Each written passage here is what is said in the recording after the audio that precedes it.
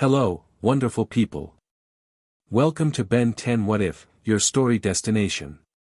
We have an absolute treat for you today. What if Ben 10 was in Demon Slayer universe? If you're enjoying these stories, please take a moment to like this video and subscribe to our channel. Your support keeps the stories coming. With that said, let the adventure begin. Chapter 1, Alien in the Taisho Era. Come on, come on. Ben Tennyson sprinted through the abandoned warehouse, his sneakers squeaking against the concrete floor as he pursued the shadowy figure ahead.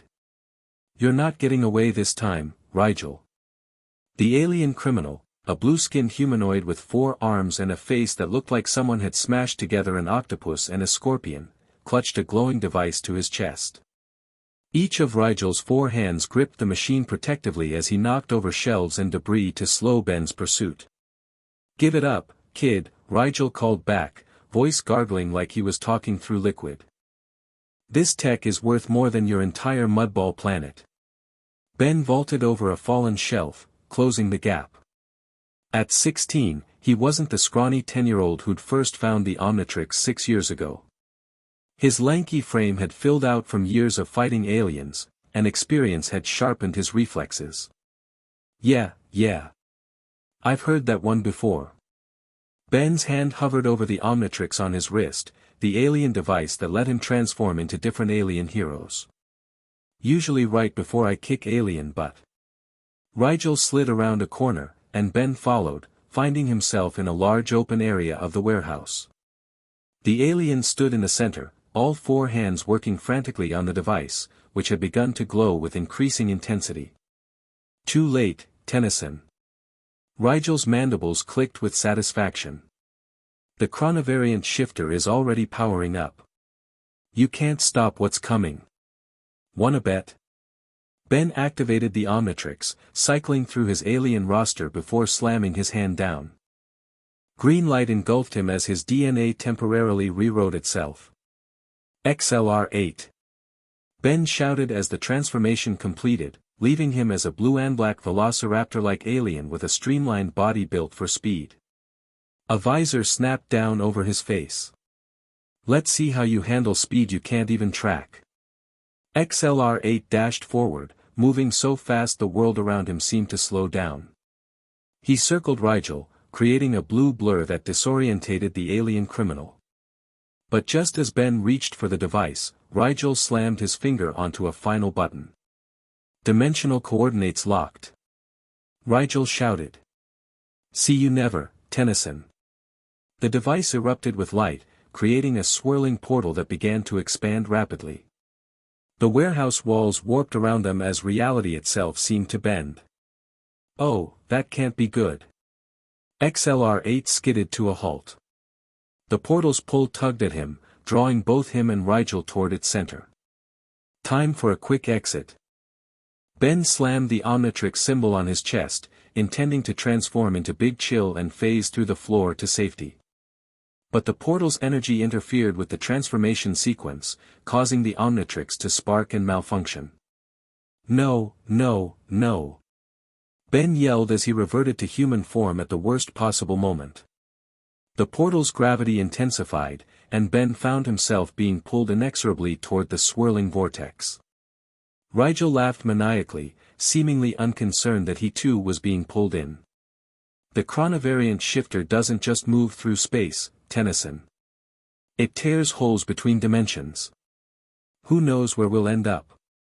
Ben clawed desperately at the ground, fingers leaving trails in the concrete as the portal dragged him closer. This is so not how I planned to spend my Saturday. With a final surge, the portal swallowed both Ben and Riel, collapsing in on itself with a thunderous crack that echoed through the empty warehouse. The device fell to the floor, split cleanly in half, one piece vanishing with the portal, the other smoking and inert on the warehouse floor. And then silence fell. Ben's head pounded like the time Grandpa Max had accidentally let him drink what he thought was soda but turned out to be some alien concoction that tasted like battery acid mixed with hot sauce. Ugh, he groaned, opening his eyes to find himself lying face down in dirt. Not warehouse concrete, actual dirt, with grass and everything. What hit me? He pushed himself up onto his knees, then froze as he took in his surroundings. Gone was the warehouse. Gone was Bellwood. Gone was anything remotely resembling the 21st century. Instead, Ben found himself on the outskirts of what looked like a rural Japanese village. Traditional wooden houses with tiled roofs dotted the landscape. Fields of rice paddies stretched into the distance. People in simple clothing worked the land or walked along dirt paths, carrying baskets and tools. Okay, either I've been transported to Japan, or I've landed on the set of the world's most authentic samurai movie. Ben stood up, brushing dirt from his green jacket and jeans. He checked the Omnitrix, still there, but the face was dark, cycling through recharge mode. A group of villagers had noticed him and were pointing, murmuring among themselves. Ben raised a hand in what he hoped was a universal gesture of friendliness. Hello? Anyone speak English? Or maybe have a dimensional portal device I could borrow? The villagers backed away, clearly wary of the strangely dressed foreigner who had appeared out of nowhere. One elderly man stepped forward cautiously, saying something in Japanese that Ben couldn't understand. Great. No universal translator app when you need one. Ben sighed, then pointed to himself. Ben. My name is Ben. The old man nodded slowly. Ben-san, he repeated, then gestured toward the village. Are you inviting me to the village? Because I could really use some help figuring out where, and when, I am. Ben followed the man's gesture, deciding that following a local was better than standing alone in a field. As they approached the village, Ben took in more details that confirmed his suspicion. He'd been thrown back in time. No power lines. No cars. Not even bicycles. Women in kimonos. Men in what looked like work clothes from a historical drama. This is bad, he muttered to himself. Really bad. The old man led Ben toward what appeared to be the village center, where a small gathering had formed. People stared openly at Ben's clothing, his watch, his hair, everything about him screamed, not from around here. A younger man stepped forward, wearing slightly more formal attire. He spoke to the elderly man, then turned to Ben and, to Ben's surprise, addressed him in halting English. You, foreigner. Where from? The man's accent was thick, but the words were clear enough. Ben's eyes widened. You speak English. That's awesome. I'm from America. United States. But I'm kind of lost. What year is this? The translator conferred with others, clearly struggling with Ben's rapid speech. Year. Taisho, 7. The man held up 7 fingers. Taisho 7. What's that in, like, real years? Ben's historical knowledge was spotty at best. Video games had taught him more about world history than school ever had. The translator frowned, then said, Western calendar. 1918, Ben felt like he'd been punched in the gut. 1918. As in, World War I.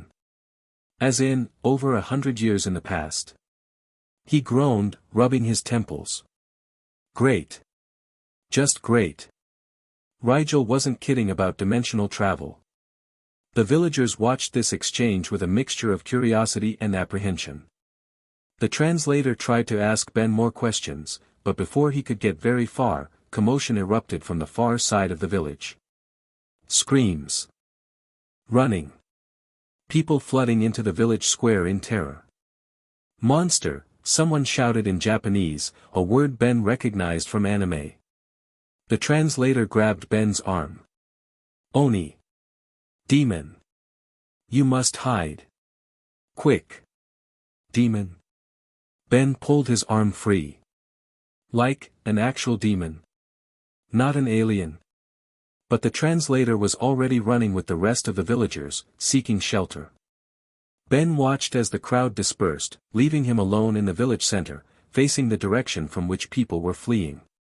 A figure emerged from between 2 houses, moving with unnatural speed. It looked almost human, almost. But its skin was a sickly gray-green, its eyes glowing red, and its mouth filled with fangs that no human mouth should contain. It wore the tattered remains of a farmer's clothing, but moved with the predatory grace of something far removed from humanity. Okay, so demons are real in this dimension. Good to know. Ben checked the Omnitrix, which had finally recharged, its face glowing green and ready. Time to introduce this thing to some aliens it's definitely never seen before. The demon spotted Ben and cocked its head, clearly intrigued by this stranger who hadn't run away. It sniffed the air, then grinned, revealing even more teeth than seemed possible. "You smell different," the demon said in Japanese, words Ben couldn't understand but whose threatening tone came through perfectly clear. "Your blood will taste special." Ben raised the Omnitrix. "Sorry, but my blood's staying right where it is." He activated the device, cycling through his alien roster before finding the one he wanted. "Let's try something this demon definitely won't expect." He slammed his hand down on the Omnitrix, and green light engulfed him. When it faded, Ben had transformed into a crystalline humanoid with a body made of pale green diamond-like material. "Diamond Head," Ben announced, flexing his crystalline fingers. "Let's see those fangs bite through this." The demon stopped short, its red eyes widening in shock. It hissed something in Japanese that Ben couldn't understand, but the universal language of, "What the hell is that?" came through clearly. Not waiting for the demon to recover from its surprise, Diamond Head charged forward. The demon was fast, inhumanly fast, darting to the side with reflexes that would make XLR-8 jealous. But Ben had years of experience fighting opponents with supernatural speed. Diamond Head planted his feet and thrust out his arms, sending shards of crystal shooting from his fingertips.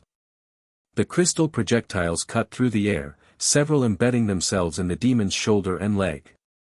The demon screeched in pain but didn't slow down much. It leaped at Ben, claws extended, fangs bared. Diamond Head crossed his arms in front of him, forming a crystal shield that the demon crashed into. The impact sent both of them skidding backward, gouging lines in the dirt. "Strong little nightmare, aren't you?" Diamond Head grunted, pushing back against the demon's strength. The creature's claws scrabbled against his crystal body, seeking purchase but finding none. With a sharp twist, Diamond Head threw the demon off him. It tumbled through the air but landed on its feet like a cat, hissing with rage. A trickle of dark blood ran from its wounds, but even as Ben watched, the injuries began to close. Healing factor 2. That's just not fair. Diamond Head morphed his right arm into a blade of crystal. "Guess I'll have to hit harder." The demon charged again, moving in a zigzagging pattern that would have been impossible to track with human eyes. But Diamond Head's reflexes weren't human either. He waited until the last possible second, then sidestepped and swung his blade arm in a wide arc. Crystal met flesh with a sickening sound. The demon howled as its arm, severed at the elbow, fell to the ground.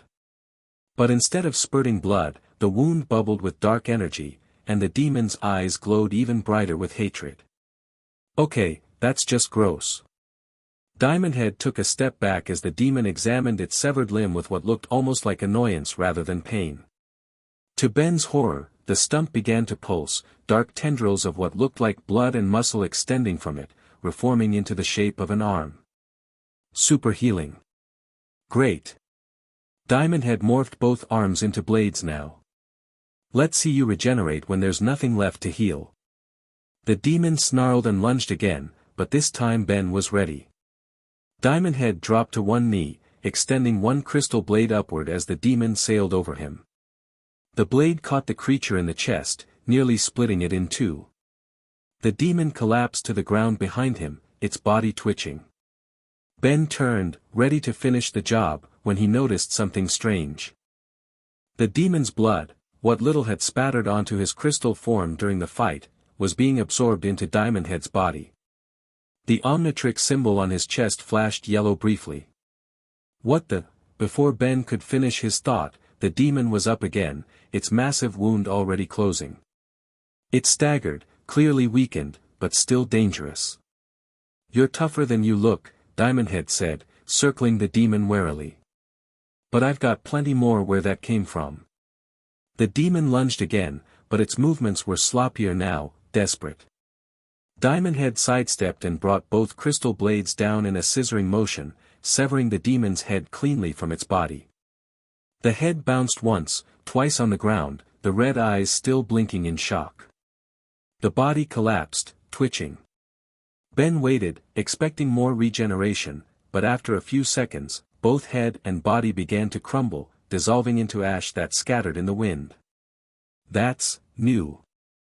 Diamond Head watched as the last traces of the demon disappeared. He tapped the Omnitrix symbol on his chest, transforming back into his human self in a flash of green light. Ben looked around at the now empty village square. Hello. Demon's gone. You can come out now. Slowly, cautiously, villagers began to emerge from their hiding places. They stared at Ben with expressions that had transformed from wariness to outright awe. The translator approached first, eyes wide. You, kill Oni? How? What magic? Not magic, Ben explained, tapping the Omnitrix. Technology. Really advanced technology. From the future. It's complicated. More villagers gathered around, keeping a respectful distance but clearly seeing Ben in a new light. Children peeked out from behind their parents' legs, pointing at the strange foreigner who had defeated a demon. The elderly man who had first greeted Ben approached, bowing deeply. He spoke at length to the translator, who nodded repeatedly before turning to Ben. Elders say you save village. Many thanks. You stay, eat, rest. The translator gestured toward a larger building at the edge of the square. We prepare feast for Demon Slayer. Demon Slayer, huh? Ben rubbed the back of his neck. I guess that works. And food sounds great right about now. As the villagers led Ben toward what appeared to be a communal hall, he glanced down at the Omnitrix. The face was green again, but something about it seemed different, almost as if the encounter with the demon had affected it somehow. I really hope Rigel ended up somewhere worse than me, Ben muttered to himself. Because being stuck in 1918 Japan with demons is definitely not how I plan to spend my weekend. The feast was unlike anything Ben had experienced before. Sitting cross-legged on tatami mats, surrounded by villagers who treated him like some kind of legendary hero, Ben tried his best to navigate unfamiliar foods with chopsticks he barely knew how to use. This is amazing, he said between bites, knowing the translator could only understand fragments of what he was saying but feeling the need to show appreciation anyway. Way better than the cafeteria food back home. The villagers watched him eat with a mixture of curiosity and amusement, particularly when Ben struggled to pick up slippery pieces of fish or dropped rice on his borrowed clothes. He'd been given a simple yukata to wear while his modern clothing was being washed, the villagers had insisted, and Ben had to admit his jeans and jacket stood out too much anyway. As the meal progressed, Ben tried to learn more about where, and when, exactly he was. The translator did his best, but the language barrier made complex questions nearly impossible. Demons, Oni, they attack often? Ben asked, making a scary face and clawed hands to help convey his meaning. The translator conferred with the village elder, then nodded solemnly. Yes. Many demons. Hide in mountains. Come night. Take people. And nobody fights them. No police. No. I don't know, demon hunters. Ben made a stabbing motion. At this, several villagers exchanged glances, and a murmur ran through the room. The translator leaned in closer. There are, demon killers. Demon Slayer Corps. Secret warriors who hunt Oni. But few. Very few. Demon Slayer Corps, Ben repeated. Like official demon hunters. That's actually pretty cool. Before the conversation could continue, commotion erupted outside. Shouts and running footsteps approached the communal hall. A young man burst through the door, panting heavily. He spoke rapidly in Japanese, gesturing urgently. The translator turned to Ben, his face pale. More demons. 3. Coming from forest. The boy saw while checking traps. Ben stood up immediately. 3 of them? That's not good. He activated the Omnitrix, cycling through his aliens. Time for round 2, I guess. The villagers backed away as the Omnitrix glowed green, giving Ben space. He considered his options. Diamond Head had worked well against 1 demon, but 3 might require a different approach. Let's try something with a bit more firepower. Ben slammed his hand down on the Omnitrix, and green light flooded the room. When it faded, a muscular, red-skinned alien stood in Ben's place. For massive arms flexed, and flames danced around his head. Heat blast. Ben announced. Stand back, everyone. Things are about to get hot. The villagers gasped and murmured, some backing away in fear, others in awe. Ben strode toward the door, his fiery body illuminating the room. Show me where, he said to the boy who had brought the warning. Outside, the sun had set, leaving the village in darkness broken only by a few lanterns. In the distance, at the edge of the forest that bordered the rice fields, movement could be seen, unnatural, jerking movement that no human would make. There they are, Heat Blast said, his flames burning brighter with determination. 3 demons, just like the kid said. The demons emerged from the tree lean, one tall and lanky with unnaturally long arms, another squat and muscular with tusks protruding from its lower jaw, and the third moving on all 4s like some kind of predatory animal. All 3 had the same glowing red eyes and gray-tinged skin that marked them as demons.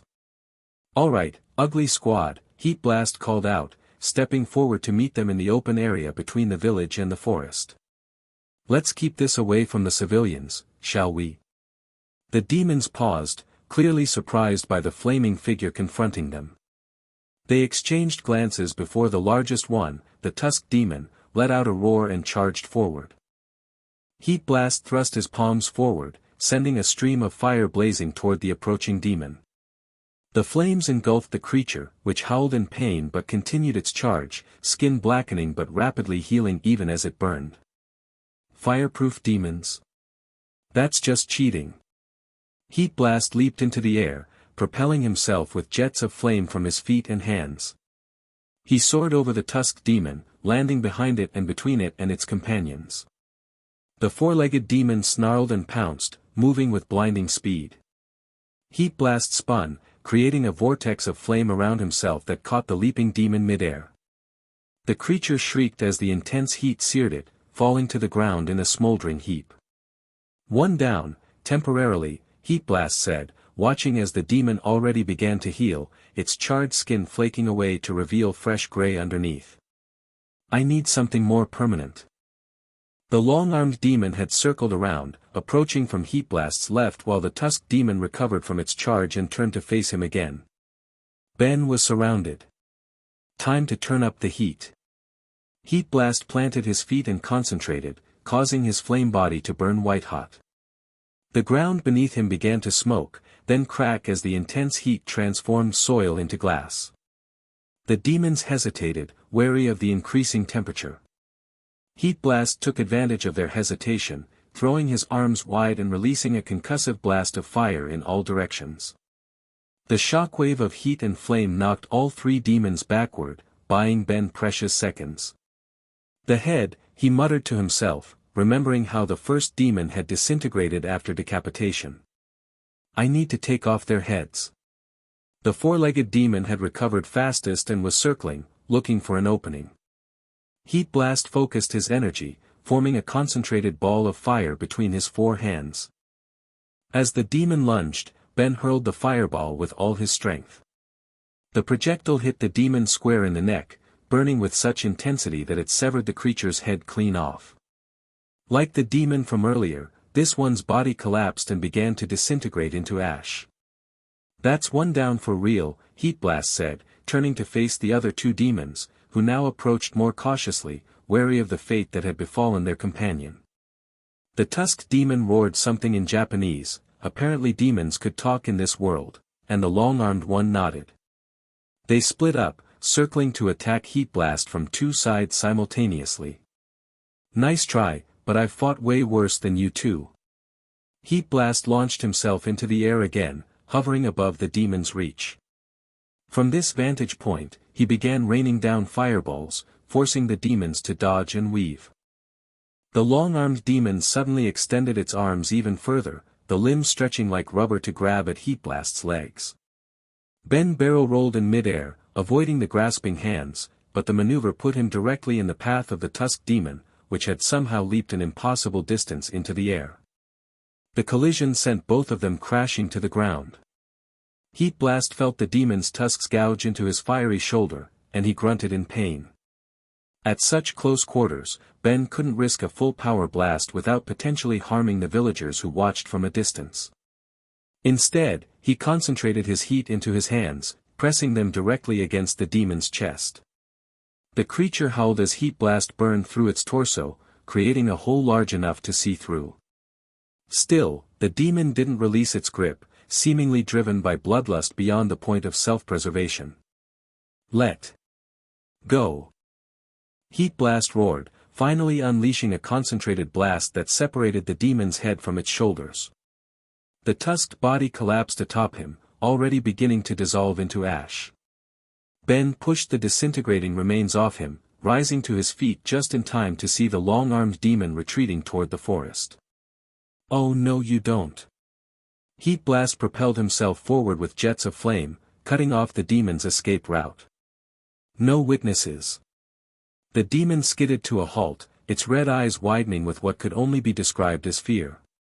It said something in Japanese, pleading, perhaps, but Ben couldn't understand. All he knew was that demons ate people, and letting one escape meant more villagers would die. Sorry, but this is non-negotiable. Heat Blast formed another concentrated fireball, this one shaped like a disc with razor-sharp edges of white-hot flame. With a flick of his wrist, he sent the disc flying toward the demon. The fiery projectile sliced through the air, and then through the demon's neck with equal ease. The head toppled backward as the body fell forward, both dissolving to ash before they hit the ground. Silence fell over the battlefield. Heat Blast stood alone among scorch marks and piles of rapidly disappearing demon ash, his flames illuminating the night. In the distance, the villagers watched in stunned silence. Ben tapped the Omnitrix symbol on his chest, transforming back to human form in a flash of green light. He stumbled slightly. 3 transformations in such a short time had drained him more than he'd expected. The villagers approached cautiously, led by the elder and the translator. Their expressions had moved beyond awe to something approaching reverence. You defeat 3 Oni, the translator said, his voice hushed. No weapon. No Nichiren blade. Impossible. Yeah, well, impossible is kind of my specialty.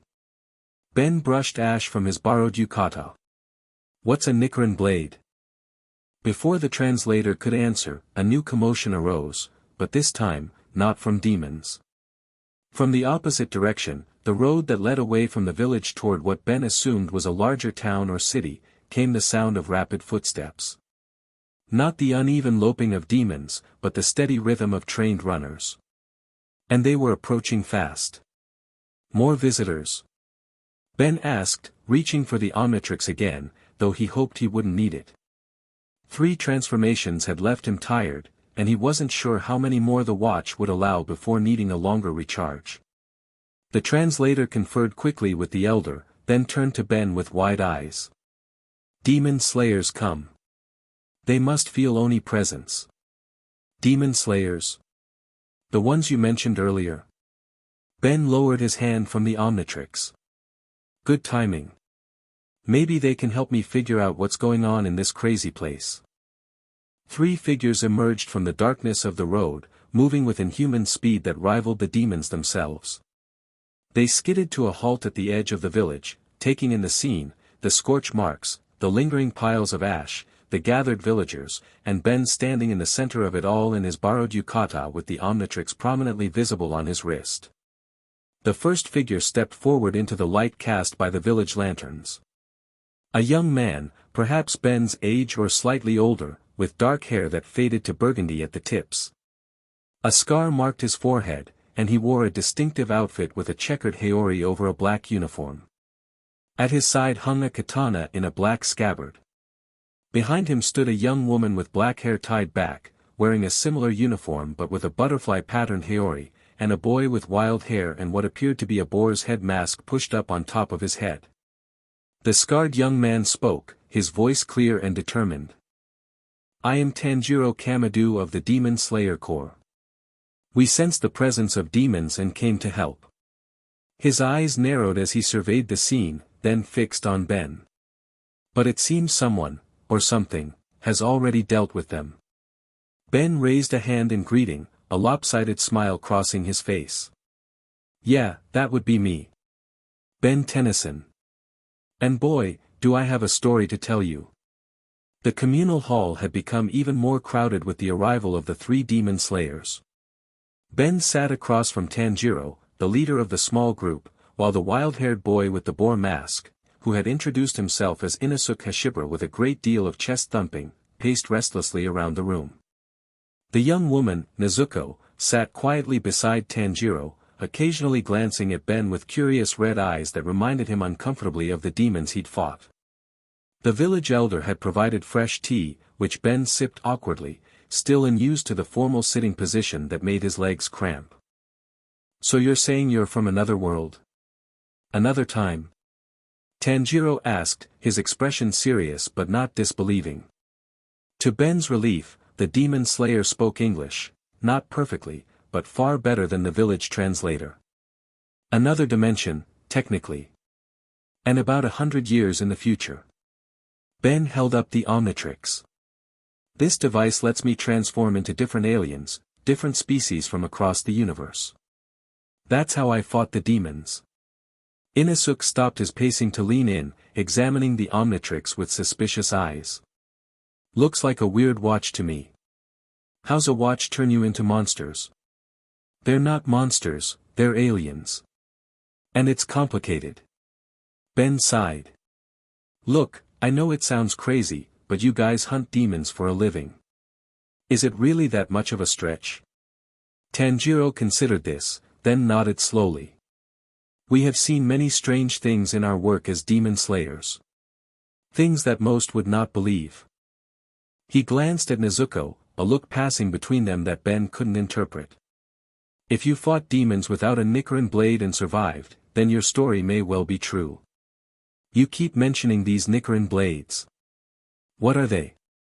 Ben asked.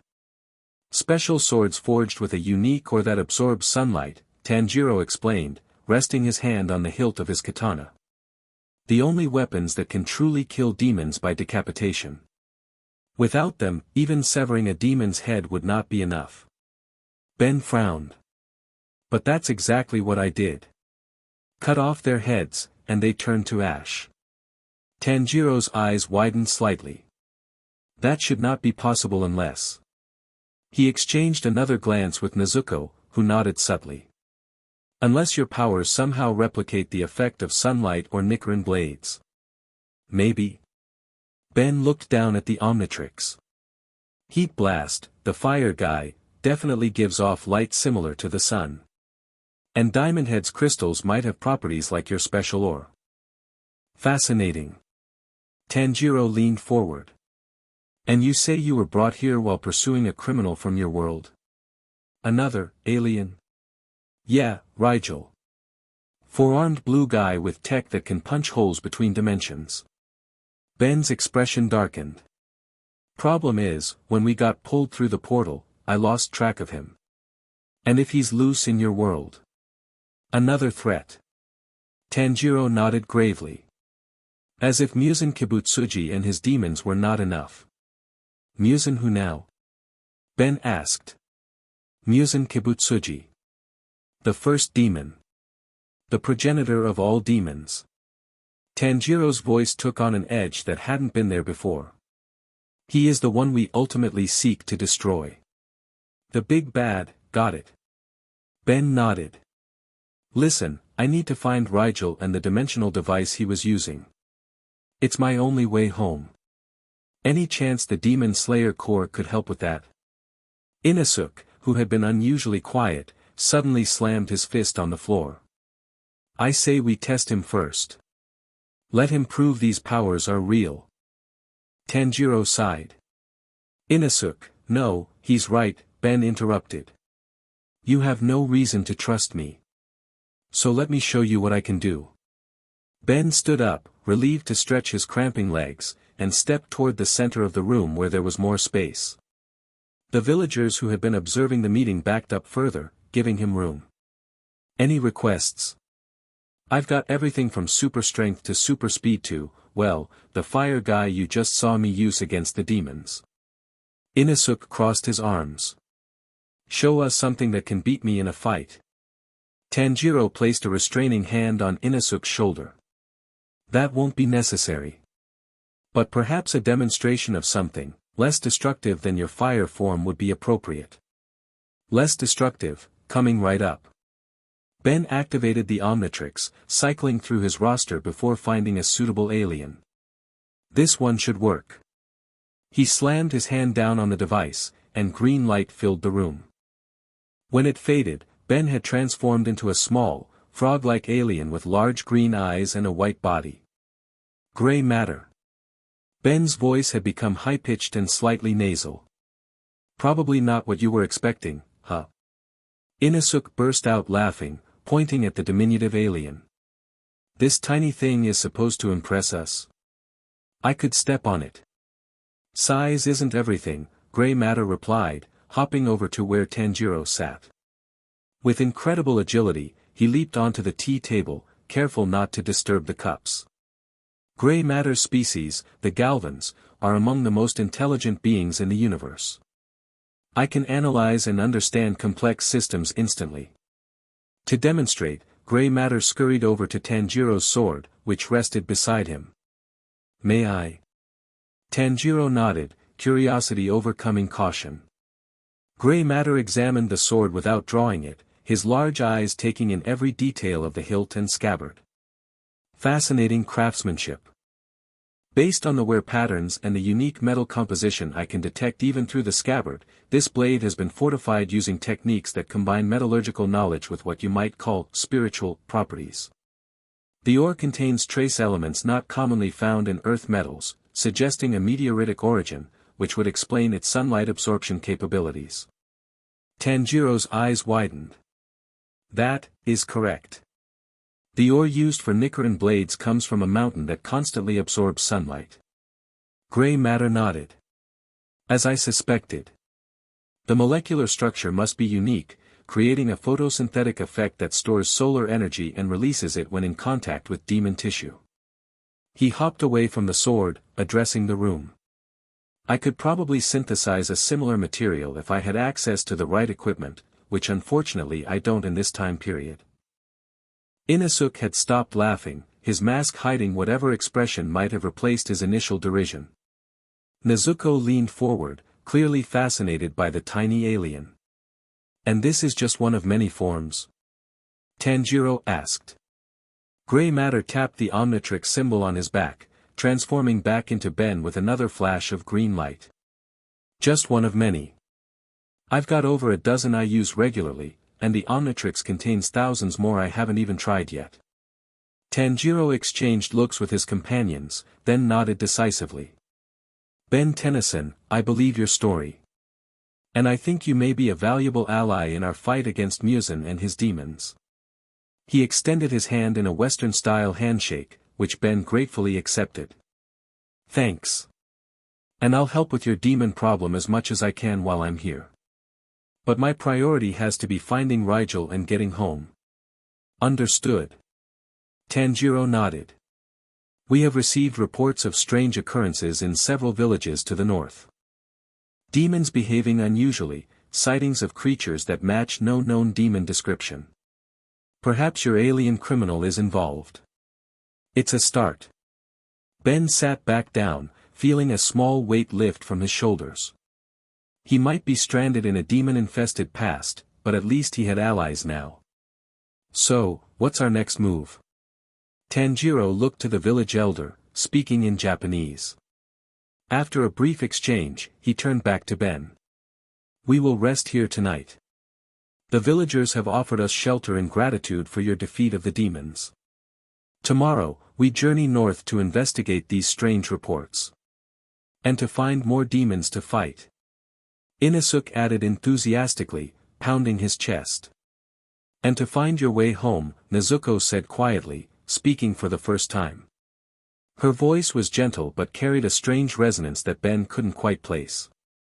All of the above. Ben nodded, then yawned widely. The events of the day, dimensional travel, demon fights, cultural shock, had finally caught up with him. But first, sleep sounds really good. As the meeting broke up and the villagers showed them to their sleeping quarters, Ben found himself walking alongside Tanjiro. I have one more question, Tanjiro said softly, ensuring the others couldn't hear. When you fought the demons, did the Omnitrix interact with them in any way? Ben started, remembering the way Diamond Head's body had absorbed some of the demon blood, causing the Omnitrix to flash yellow briefly. Yeah, actually. How did you know? Tanjiro's expression grew serious. Just a feeling. The Omnitrix absorbs DNA, you said. To allow your transformations. That's right. It's basically a DNA database with transformation capability. Then we should be careful. Tanjiro glanced at the Omnitrix with newfound concern. Demon blood is powerful. Unpredictable. If your device has sampled it. Ben looked down at the Omnitrix, recalling the yellow flash. You think it might be creating a demon transformation? That could be either really useful or really bad. Let us hope it is the former. Tanjiro placed a hand on Ben's shoulder. But either way, we should be vigilant. Ben nodded, a new worry adding itself to his growing list of concerns. Stranded in the past, hunting an alien criminal, allied with demon hunters, and now possibly developing a demon transformation. Just another day in the life of Ben Tennyson. One thing's for sure, Ben said as they reached their sleeping quarters. This dimension is definitely not boring. Tanjiro smiled slightly at that. No, Ben Tennyson. Our world is many things, but boring is not one of them. Morning came too quickly for Ben's liking. Sleeping on a traditional Japanese futon had left him with aches in muscles he didn't know he had, and the unfamiliar breakfast of rice, fish, and pickled vegetables did little to remind him of the cereal and toast he missed from home. How do you guys eat this every morning? Ben muttered, awkwardly manipulating his chopsticks as he sat with Tanjiro, Nezuko, and Inosuke before their departure. It provides strength for the day's battles, Tanjiro replied simply, finishing his own meal with practiced efficiency. Inosuke, who had removed his boar mask to eat, revealing a surprisingly pretty face that contrasted sharply with his wild personality, grinned at Ben. If you're not strong enough to enjoy a proper meal, how will you be strong enough to fight demons? I can fight demons just fine, Ben retorted. I took down 3 of them last night, remember? Using your strange transformations, Inosuke said dismissively. That's not skill. That's not muscle. He flexed dramatically. Inosuke, Tanjiro said with the patient tone of someone who had this conversation many times before, different warriors have different techniques. Ben's abilities are as valid as your beast breathing. Ben raised an eyebrow. Beast breathing? Is that like, special breathing exercises for fighting? Tanjiro nodded, seeming surprised by the question. Yes, of course. All demon slayers use breathing techniques to enhance our physical abilities and fighting styles. I use water breathing, Inosuke has developed his own beast breathing, and others use different forms, fire, thunder, wind, and more. Huh. So that's how you guys move so fast without, actual superpowers. Ben set down his chopsticks, giving up on the last bits of rice. In my world, there are martial arts and stuff, but nothing that lets normal humans move like you guys do. It is not just movement, Tanjiro explained. The right breathing technique enhances all aspects of a demon slayer's abilities, strength, speed, endurance, and the effectiveness of our Nicaran blades against demons. Interesting. Ben tapped his chin thoughtfully. I wonder if some of my aliens could benefit from these techniques. Especially the ones that are already combat-focused. Inasuk snorted.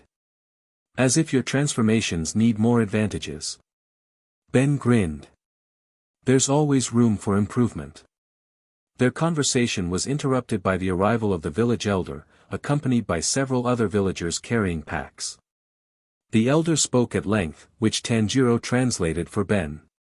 They have prepared supplies for our journey, food, water, and basic necessities. They've also cleaned and mended your strange clothing. Ben brightened at that. While the yukata was comfortable enough, he felt more like himself in his own clothes. Great.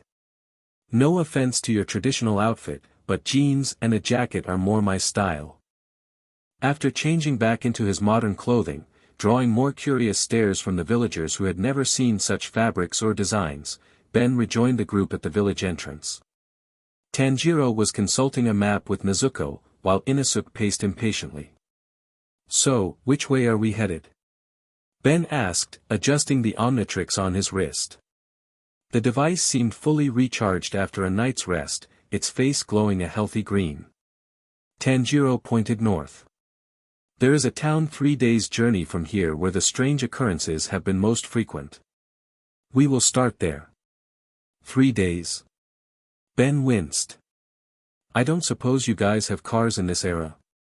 Tanjiro looked confused. Cars? Never mind. Walking it is. Ben sighed, then brightened. Although, I could speed things up a bit. He activated the Omnitrix. How about a lift from XLR-8? I can carry one of you at a time and scout ahead. Before Tanjiro could respond, a messenger arrived, a young boy on horseback wearing a distinctive uniform that Ben hadn't seen before. The boy handed Tanjiro a sealed letter, spoke briefly in rapid Japanese, then rode off again without waiting for a reply. Tanjiro's expression grew serious as he read the letter. Change of plans. There has been an attack on a village just half a day's journey east of here. Multiple casualties, and reports of a demon unlike any seen before. Rigel? Ben suggested. Or something related to his presence, Tanjiro agreed, folding the letter. The attack happened last night, while we were here. Ben felt a twinge of guilt. If I hadn't been fighting demons here, maybe we could have prevented that attack. Tanjiro shook his head firmly. Do not blame yourself. We cannot be everywhere at once. But now we have a fresh trail to follow. Then let's not waste time. Ben's hand hovered over the Omnitrix. That offer for a speed boost still stands. Tanjiro considered it, then nodded. Your XLR-8 form can carry others safely? Absolutely. I've given rides to my friends plenty of times. Ben activated the Omnitrix, found XLR-8's silhouette, and slammed his hand down on the device. Green light enveloped him, transforming him into the blue and black velociraptor-like alien with a streamlined body and wheels for feet. The visor snapped down over his face. XLR-8. Ben announced, then gave a mock bow. Your high-speed transportation has arrived. The villagers gasped and backed away, still not entirely comfortable with Ben's transformations despite having witnessed them the previous day. Inasuk, however, stepped forward eagerly. Me first. I want to feel the wind. XLR-8 shrugged. Hop on my back and hold tight. And I mean really tight. We're talking speeds that would make a bullet train jealous. What train? Inasuk asked, but climbed onto XLR-8's back nonetheless, gripping the alien's shoulders. Never mind. Ready? XLR-8 glanced back at Tanjiro. We'll scout ahead and come back for you too. Tanjiro nodded. Be careful. If it is a new type of demon, or your alien criminal, do not engage without us unless absolutely necessary. Got it.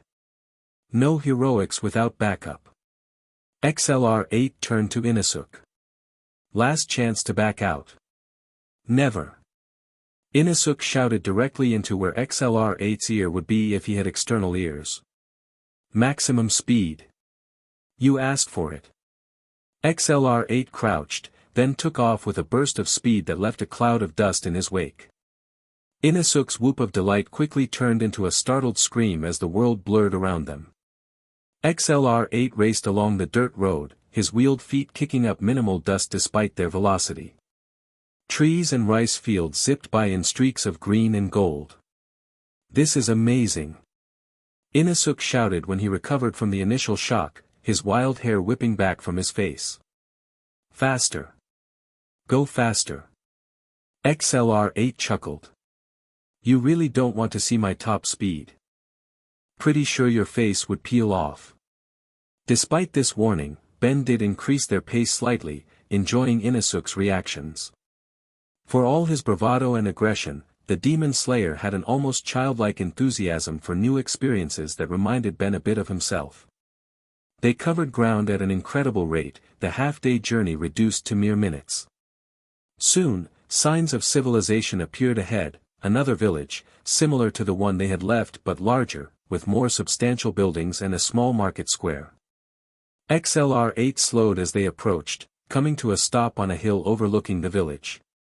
Even from this distance, the signs of attack were clear: damaged buildings, people moving with the slow, shocked movements of survivors, and what appeared to be funeral preparations underway. That doesn't look good, XLR-8 said, allowing Inasuk to dismount. Whatever hit this place did serious damage. Inasuk had already pulled his boar mask back into place, his demeanor shifting from excitement to battle readiness. Smell that? He asked, his voice muffled slightly by the mask. XLR-8's visor lifted, revealing his face. Smell what? XLR-8 doesn't have an enhanced sense of smell. Blood. Lots of it. Inasuk drew his swords, two serrated blades unlike Tanjiro's more traditional katana. And something else. Something wrong. XLR-8 surveyed the village again. I should get Tanjiro and Nezuko before we go down there. You want to stay here and keep watch? Inasuk shook his head vehemently. I'm not waiting. If there's a demon still lurking, I'll find it. Without further discussion, he began racing down the hill toward the village. Hey! We're supposed to stick together. XLR-8 called after him, but Inasuk either didn't hear or chose to ignore him. Great. So much for the plan. Ben weighed his options. He could chase after Inasuk and potentially leave Tanjiro and Nezuko in the dark about what was happening. Or he could stick to the original plan and get the others, risking Inasuk finding trouble alone. Tanjiro's going to kill me, XLR-8 muttered, then raced back the way they had come. At his top speed, the return journey took even less time than the outbound trip. He skidded to a halt in front of a startled Tanjiro and Nezuko, who had begun walking along the road in the direction Ben and Inasuk had gone. Back already? Tanjiro asked, then frowned. Where is Inasuk? XLR-8 winced behind his visor. Yeah, about that. We found the village. It's definitely been attacked. Inasuk smelled something weird and took off before I could stop him. Tanjiro's expression darkened. That sounds like Inasuk. We need to hurry. He turned to Nezuko. You go with Ben first. I'll follow as quickly as I can. Nezuko nodded, stepping forward. Unlike Inasuk, she seemed hesitant about riding on XLR-8's back. Don't worry, XLR-8 assured her. I've never dropped a passenger yet. She climbed on carefully, her grip firm but not crushing like Inasuk's had been.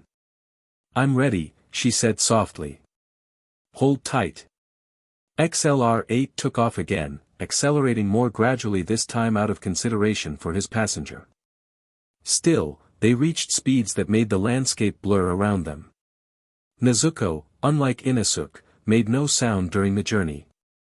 But XLR-8 could feel her tension in the way she gripped his shoulders, and occasionally heard what sounded like a faint humming or growling from behind him. They reached the overlook above the village in minutes. XLR-8 stopped, allowing Nezuko to dismount. Inosuke's already down there somewhere, he explained, pointing toward the village. Should we wait for Tanjiro or go after him? Nezuko's eyes, which Ben now noticed had a distinctly reddish hue, scanned the village below. We should find Inosuke before he causes trouble, she said decisively. My brother will catch up. XLR-8 nodded.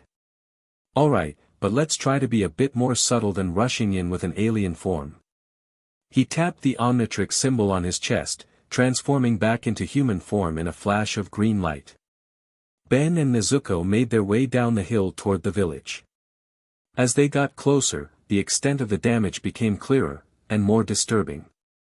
Buildings hadn't just been damaged, some appeared to have been melted, as if exposed to intense acid or heat.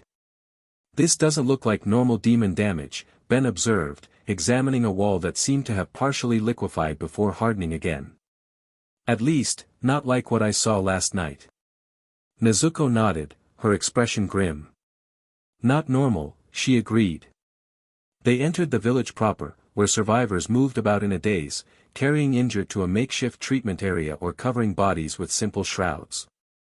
No one paid much attention to Ben and Nezuko at first. A foreigner in strange clothes was the least of their concerns amid such devastation. We should find someone in charge, Ben suggested.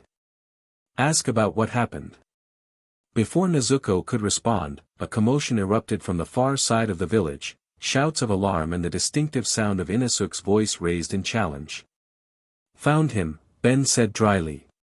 Come on. They raced toward the source of the disturbance, weaving through damaged buildings and groups of startled villagers. As they rounded a corner near what appeared to be a storehouse, they found Inosuke facing off against something that made Ben's blood run cold. It wasn't a demon, at least, not like the ones Ben had fought the previous night. It was Riel. The blue-skinned, four-armed alien criminal stood atop the storehouse roof, looking down at Inosuke with what appeared to be amusement. In one of his four hands, he held a small device that glowed with the same energy Ben had seen in the dimensional portal. Riel. Ben shouted, drawing the alien's attention. Riel's octopus-like face contorted into what might have been a smile. Tennyson. What a pleasant surprise. I'd hoped you'd survived the transit. His eyes narrowed as he took in Ben's companions. Made friends already, I see. How touching. Inosuke pointed one of his swords at Riel. Ben. Is this the creature you were chasing? The one that brought you here? That's him, Ben confirmed, stepping forward. Riel, what have you done to this village? The alien shrugged all four shoulders simultaneously. Just a little experimentation. I needed to understand this world's unique biological features. He held up the device in his hand. And modify my chronovariant shifter accordingly. The locals were most helpful, involuntarily, of course. Ben's hands clenched into fists. You experimented on these people. With what? With this world's demons, naturally. Riel's mandibles clicked with satisfaction. Fascinating creatures. Their genetic structure is unlike anything I've seen, not quite alive, not quite dead, and remarkably adaptable. You're the one who brought demons to this village, Nezuko said, her voice taking on a dangerous edge that made Ben glance at her in surprise. Not exactly brought. Riel corrected. More like, improved. This world's demons have remarkable abilities, but they lack certain refinements. I merely accelerated their evolution with a touch of alien DNA. He gestured to a dark corner of the storehouse below him. See for yourself. From the shadows emerged what had once been a demon but was now something else entirely. Its humanoid form had been twisted, with blue-tinged skin similar to Riel's and multiple limbs erupting from its torso. Its face was a horrific blend of human, demon, and alien features, with multiple eyes and a jaw that split four ways like an opening flower. What have you done? Ben whispered, horrified. Advance this primitive world's dominant predator, Rigel said proudly. Consider it a gift, Tennyson. Something to remember me by while I continue my explorations of this fascinating dimension. The hybrid demon alien let out a roar that sounded nothing like the demons from the previous night, higher pitched, with harmonics that made Ben's teeth vibrate. It charged forward with blinding speed, heading straight for Nezuko. Look out! Ben shouted, reaching for the Omnitrix. But before he could transform, Inosuke intercepted the creature, his dual blades flashing in the sunlight. The swords connected with the creature's hide, and bounced off with a metallic clang. Inosuke barely had time to register surprise before one of the creature's limbs lashed out, sending him flying backward into a wall. Your conventional weapons won't work on my improved specimen, Rigel called down, clearly enjoying the spectacle. Its hide incorporates elements from a Petrosapien, what you might call Diamond Head, Tennyson. Then I'll just have to fight fire with fire. Ben activated the Omnitrix, cycling quickly to find the alien he needed. Or in this case, diamond with diamond. He slammed his hand down on the Omnitrix, transforming in a flash of green light into Diamond Head. Let's see how your knockoff compares to the real thing. Diamond Head charged the hybrid creature, morphing his arms into blades as he ran. The creature met his charge head-on, its own limbs hardening into crystalline weapons similar to Ben's. The clash of diamond against diamond sent sparks flying and a sound like grinding glass echoing through the village. Diamond Head pushed against the creature, testing its strength. Not bad, Ben grunted, but you're still an amateur. With a twist of his body, he redirected the creature's momentum, sending it crashing through the wall of a nearby building. Meanwhile, Nezuko had helped Inosuke to his feet. The boar-masked demon slayer shook his head, dazed but already recovering. My swords didn't even scratch it, Inosuke growled in frustration. That's because it's part alien now, Diamond Head explained, keeping his eyes on the damaged building where the creature had landed. Normal Nicaran blades might not work on it. Rigel applauded from his perch. Very good, Tennyson. Your grasp of the situation is impressive as always. Unfortunately, I don't have time to watch you struggle with my creation. Places to go, demons to modify, dimensions to explore. The device in Rigel's hand began to glow brighter, emitting a high-pitched whine as energy built up. He's trying to open another portal. Diamond Head shouted. We can't let him escape. Before Ben could act, a blur of motion shot past him, Nezuko, moving with speed that rivaled XLR-8, leaping toward the storehouse roof where Rigel stood. Her jump carried her impossibly high, hands outstretched toward the alien. Rigel's eyes widened in surprise, all four arms raising defensively. But before Nezuko could reach him, the hybrid creature burst from the building where it had landed, intercepting her in midair. They collided with bone-jarring force, tumbling back to the ground in a tangle of limbs. Diamond Head rushed to help, but the creature recovered with unnatural speed, pinning Nezuko beneath it. One of its crystalline limbs raised, poised to impale her. Nezuko.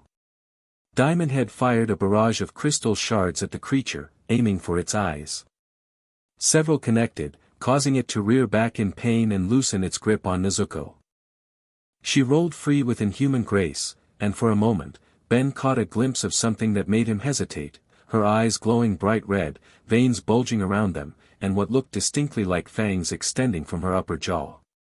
But before he could process what he was seeing, Inosuke had rejoined the fight, charging the creature from behind while it was distracted by Diamond Head's attack. Rather than striking with his swords, Inosuke leaped onto the creature's back, wrapping his arms around its neck in a chokehold. Ben! Inosuke shouted. Hit it now. I'll hold it still. Diamond Head hesitated only a fraction of a second before morphing both arms into spikes and charging forward.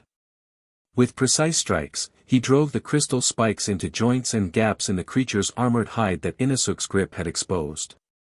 The creature thrashed wildly, throwing Inosuke off, but the damage was done.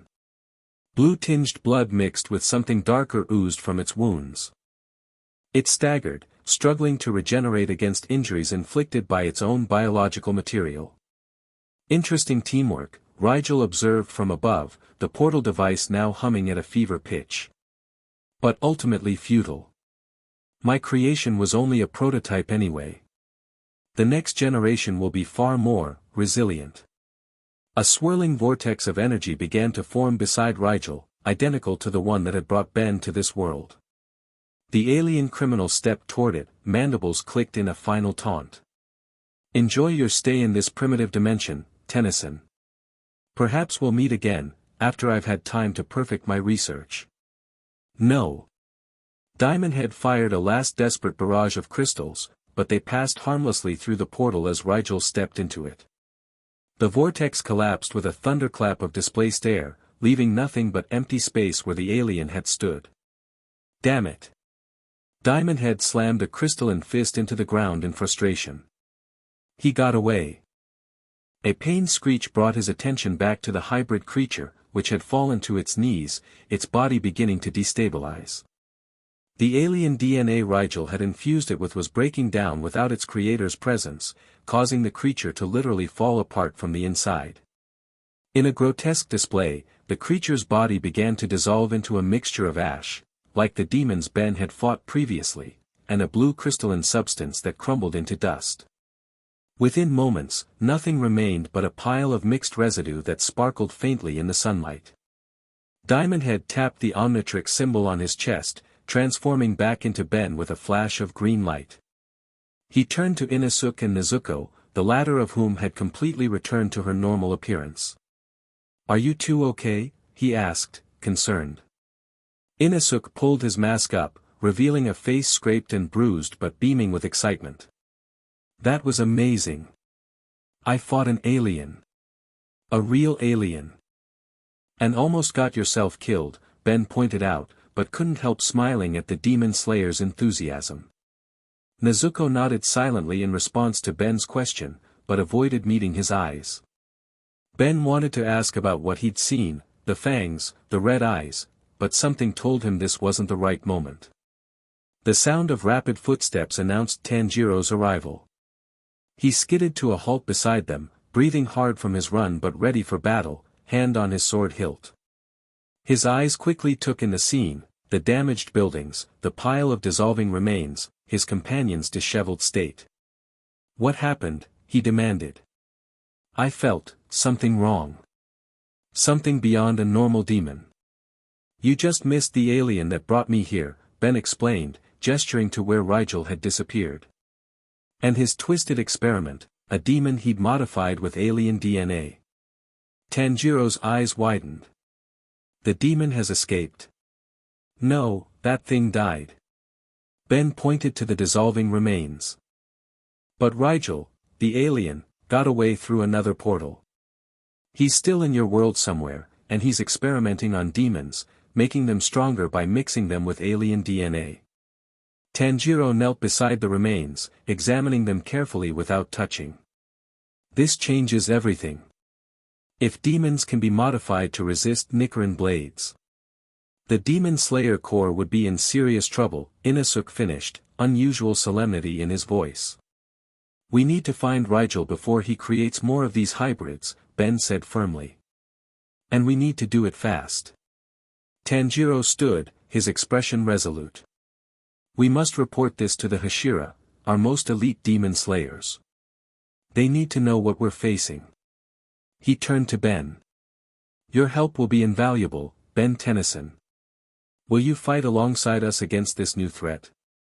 Ben glanced at the Omnitrix, then at the devastation around them, the injured villagers, the covered bodies, the damaged homes. People had died here because of Rigel. Because Ben hadn't stopped him in the warehouse back in his own dimension. "I'm in," Ben said without further hesitation. "Rigel is my responsibility. I'll help you stop him and his demon experiments." Tanjiro clasped Ben's hand in a warrior's grip. "Then we are allies in this fight." Inusuke thrust his swords into the air. "We'll show these alien demon things who the real beasts are." Nezuko simply nodded, but there was determination in her red-tinged eyes. As they began to help the villagers and prepare to depart, Ben felt the Omnitrix warm slightly against his wrist. Glancing down, he saw the face flash yellow momentarily, the same flash he'd seen when Diamondhead had absorbed demon blood the previous night. But this time, a new silhouette briefly appeared in the display before vanishing. That can't be good, Ben muttered to himself. The Omnitrix was still analyzing the demon DNA it had absorbed, and now it had alien-modified demon DNA to work with as well. Whatever transformation might result from that combination, Ben couldn't help but wonder if it would be more blessing or curse in the battles that lay ahead. For now, though, he had allies to help and a dimension-hopping criminal to catch. The mysteries of the Omnitrix would have to wait. Chapter 2, Blood and the Watch. Ben woke with a jolt, momentarily disoriented by the unfamiliar surroundings. Gone was his bedroom back in Bellwood, replaced by the sparse traditional Japanese room in the Butterfly Estate, the Demon Slayer Corps' recovery facility where they'd arrived late yesterday. Still stuck in Demonland, he muttered, rubbing sleep from his eyes. Not a dream after all. 3 days had passed since the encounter with Riel and his hybrid demon creation. 3 days of traveling with Tanjiro, Nezuko, and Inosuke toward the Demon Slayer's headquarters. 3 days of adjusting to life in 1918 Japan, a world without smartphones, smoothies, or indoor plumbing. Ben glanced at the Omnitrix, which had been acting strange ever since the fight in the village. Occasionally it would flash yellow, the display cycling through alien silhouettes before settling back to normal. Whatever the device was processing, the demon DNA, Rigel's hybrid creation, or both, it was taking longer than any analysis Ben had seen before. A gentle knock at the sliding door interrupted his thoughts. Ben-san. Are you awake? Tanjiro's voice called from the hallway. Yeah, come in, Ben replied, sitting up on the futon. Tanjiro slid the door open, already dressed in his Demon Slayer uniform with the distinctive checkered haori. The Hashiras have gathered. They're ready to meet you. Ben groaned. Great. Nothing like being interrogated by demon-killing experts first thing in the morning. Tanjiro's expression remained serious. This is important, Ben. The Hashiras are the strongest warriors in the Corps. Their support could make all the difference in finding Riel. I know. Ben stood, stretching muscles sore from days of travel. He'd slept in his clothes, jeans and t-shirt, unwilling to fully commit to the traditional Japanese sleepwear they'd offered. Lead the way. Tanjiro guided Ben through the winding corridors of the Butterfly Estate, a sprawling compound that served as both recovery center for injured demon slayers and one of several meeting places for the Corps' leadership. Sunlight streamed through paper windows, casting warm patterns across polished wooden floors. Just so I'm prepared, Ben asked as they walked, how many of these Hashira people are there? 9 in total, though not all may be present today, Tanjiro explained. Each Hashira has mastered a specific breathing style and serves as a pillar of strength for the Corps. They answer directly to the master, Kagaya Ubuyashiki. And they're all as intense as you guys about demon slaying? Tanjiro smiled slightly. More so, in most cases. Fantastic, Ben muttered. They approached a large set of doors guarded by 2 Corps members in uniform. Upon seeing Tanjiro, they bowed respectfully and slid the doors open, revealing a spacious meeting hall beyond. Ben's first impression was of color and intensity. 9 cushions were arranged in a semicircle, 7 of them occupied by individuals whose presence seemed to fill the room despite their stillness. Each wore variations of the standard Corps uniform, distinguished by unique haori jackets and an almost palpable aura of barely contained power. At the center sat a woman with an insect-patterned haori whom Ben recognized, Shinobu Kocho, mistress of the Butterfly Estate.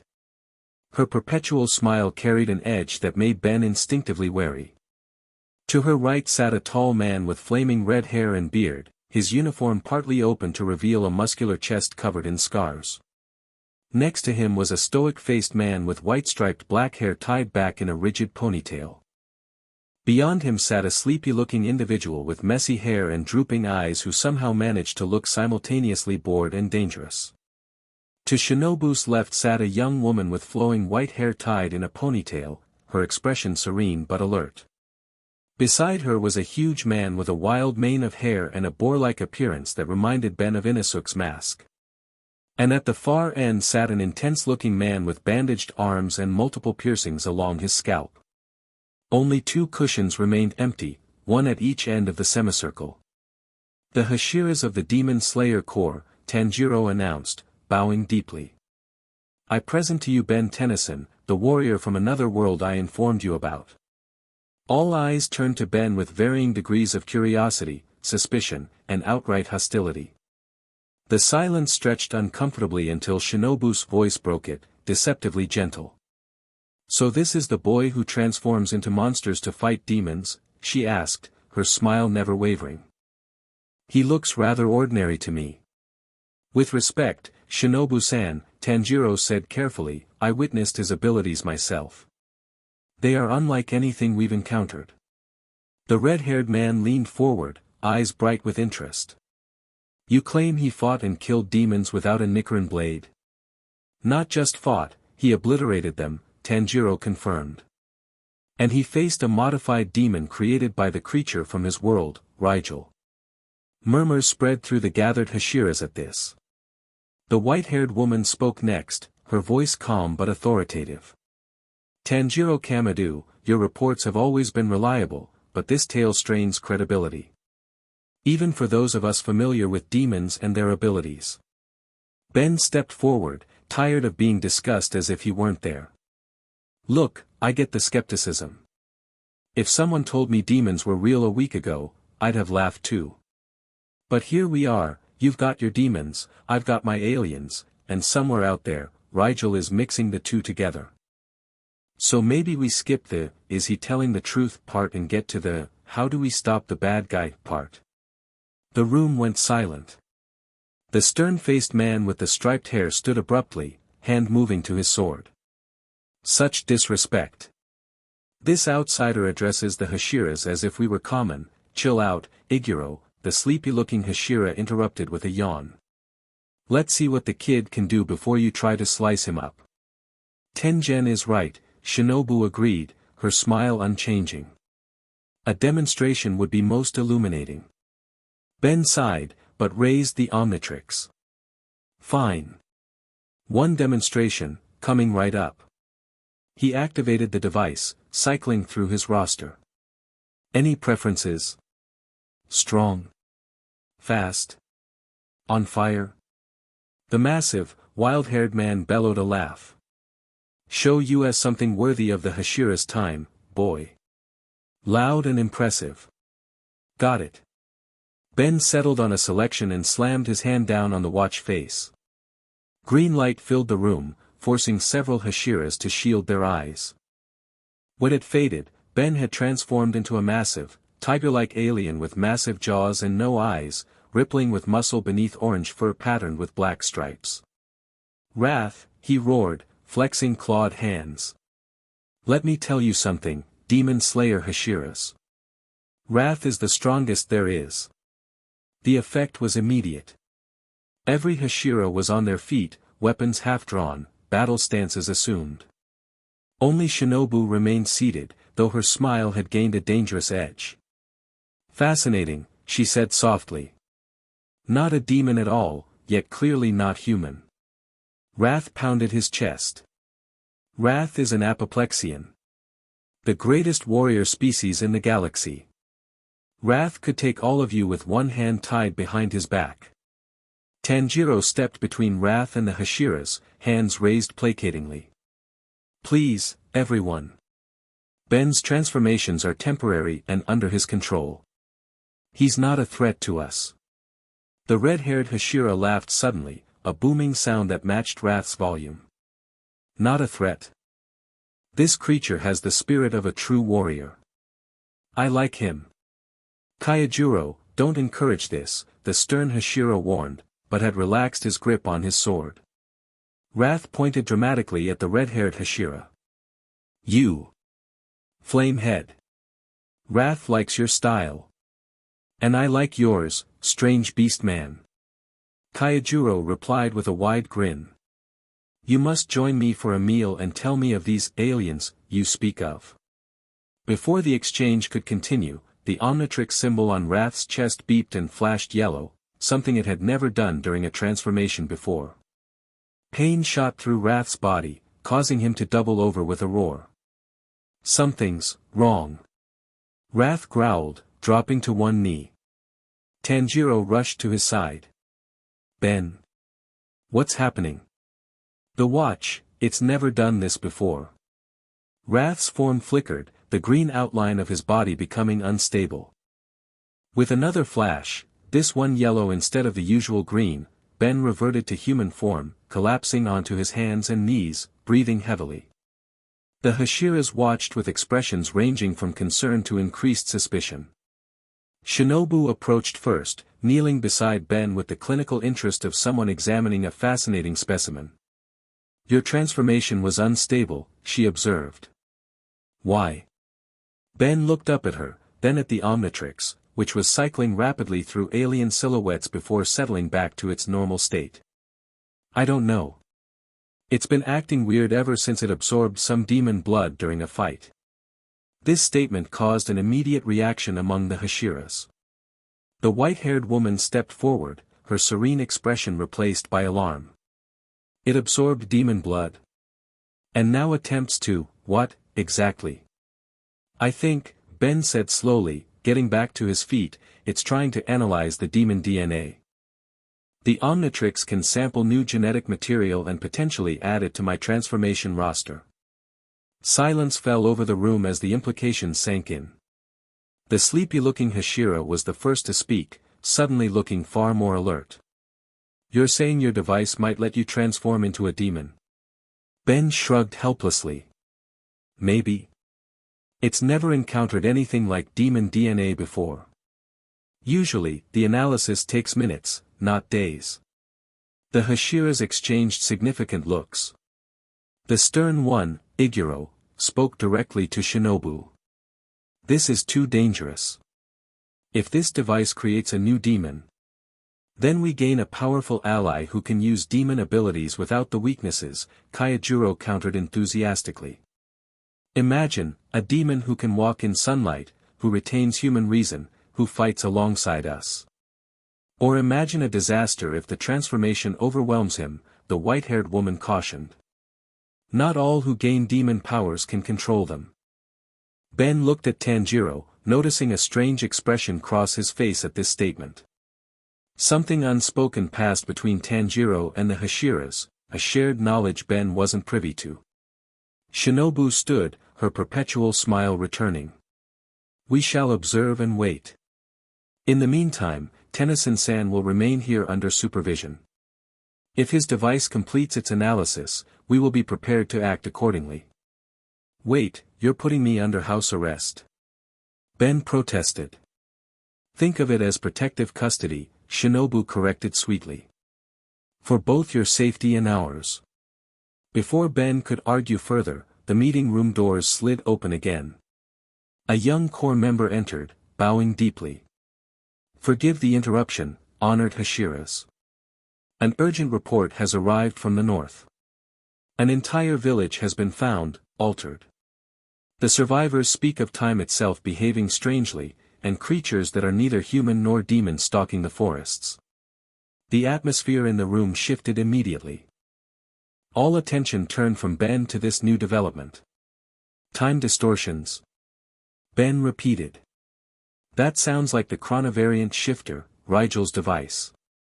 He's continuing his experiments. Kaijuro stood, adjusting his fiery Haori. Then we must investigate immediately. I volunteer to lead this mission. As do I, added the white-haired woman. Shinobu nodded. Kaijuro and Kaneo will depart at once. And she looked at Ben appraisingly, I believe Tennyson-san should accompany you. His knowledge of this alien technology may prove invaluable. I'm going too, Tanjiro insisted. I've already faced one of these hybrid creatures.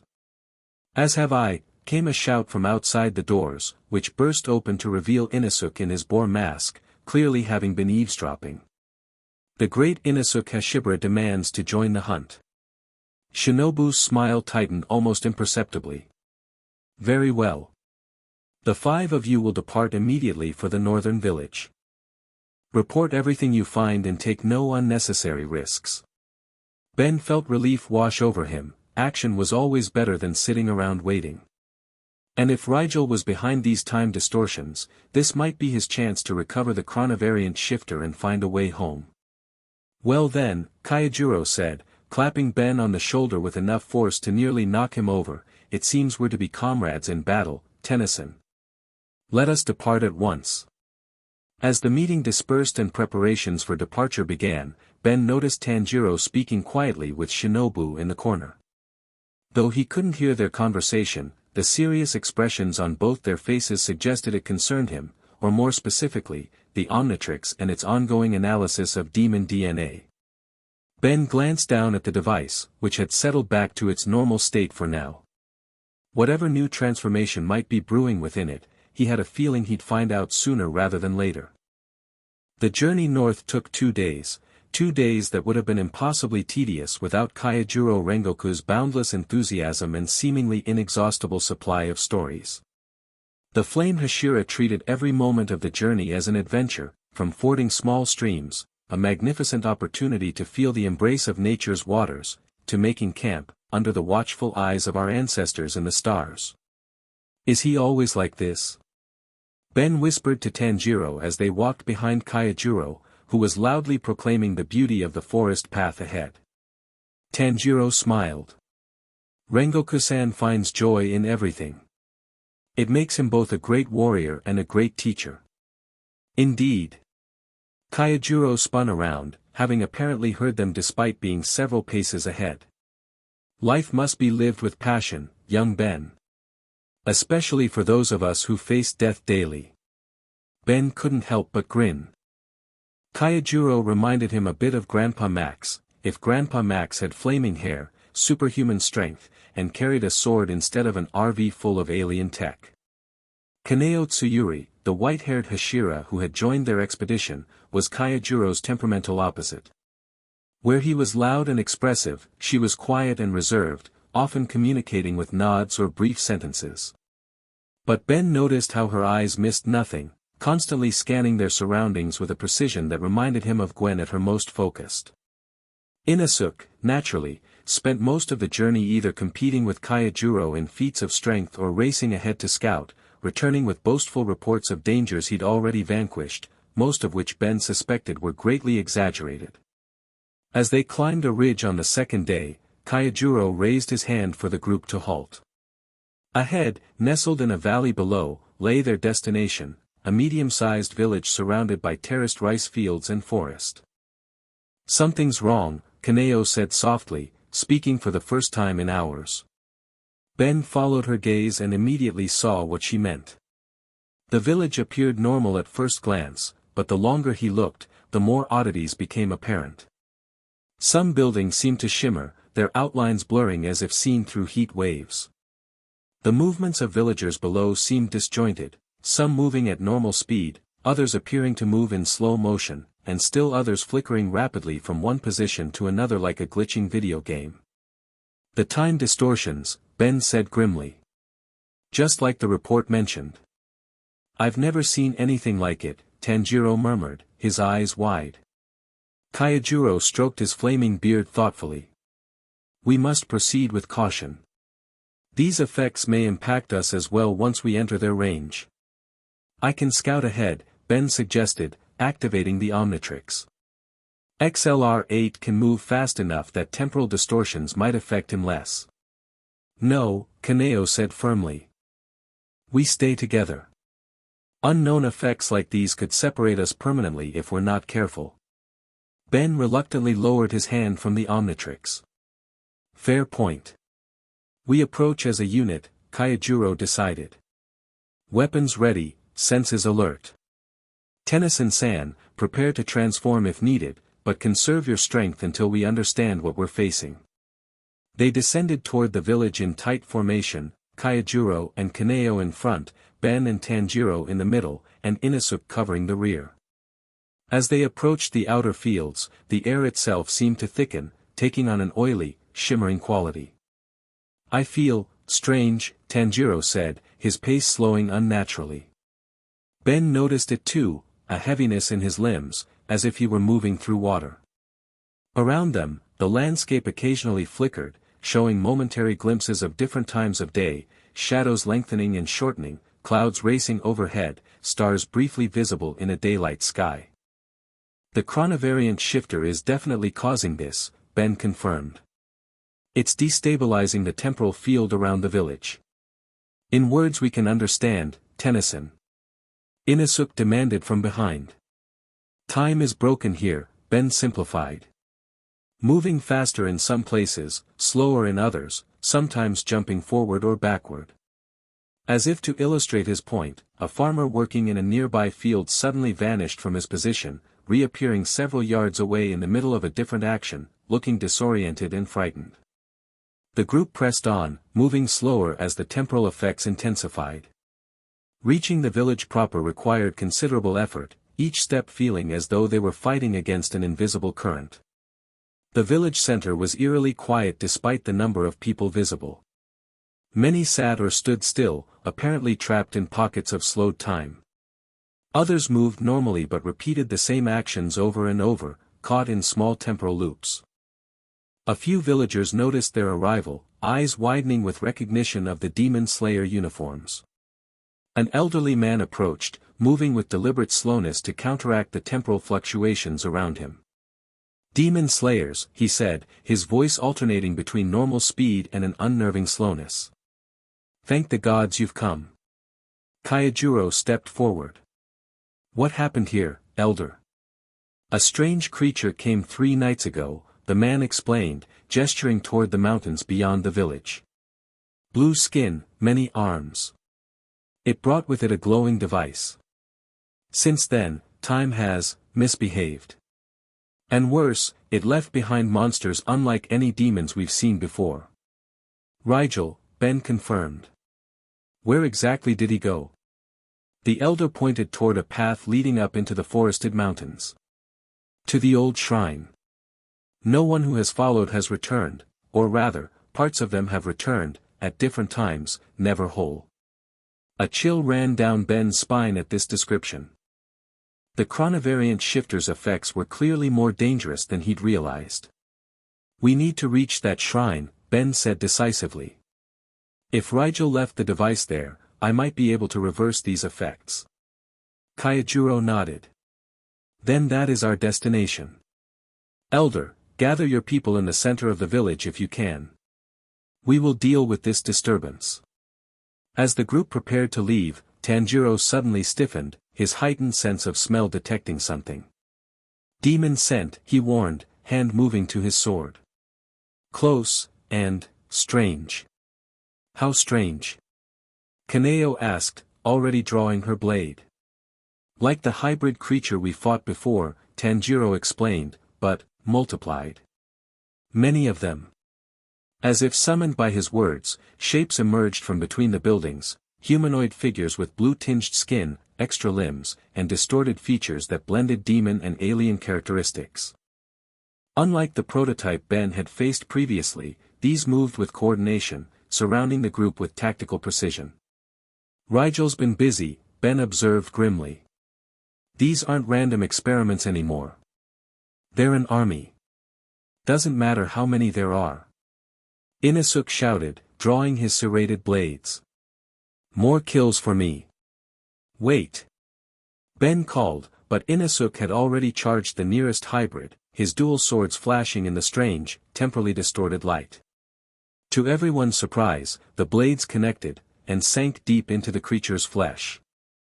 Unlike the prototype, which had crystal-like armor, this hybrid howled in pain, black blood spurting from the wound. "They're vulnerable to Nichiren blades."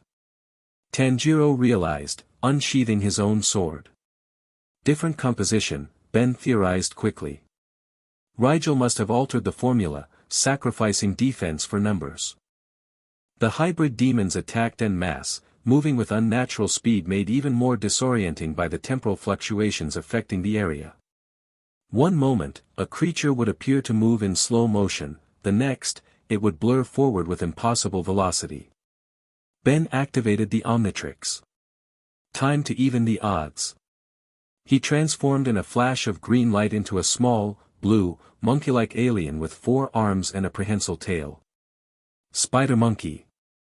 Leaping into the air with acrobatic grace, Spider Monkey fired webbing from his tail, ensnaring several hybrids in sticky strands that hardened on contact. These guys might be tempo weird, but they're still solid enough to web up. The Demon Slayers engaged with fluid efficiency. Kaijuro's blade ignited with what appeared to be actual flames as he called out, flame breathing, second form, rising scorching sun. His attack cut through 3 hybrids simultaneously, their bodies dissolving into a mixture of ash and blue crystalline dust.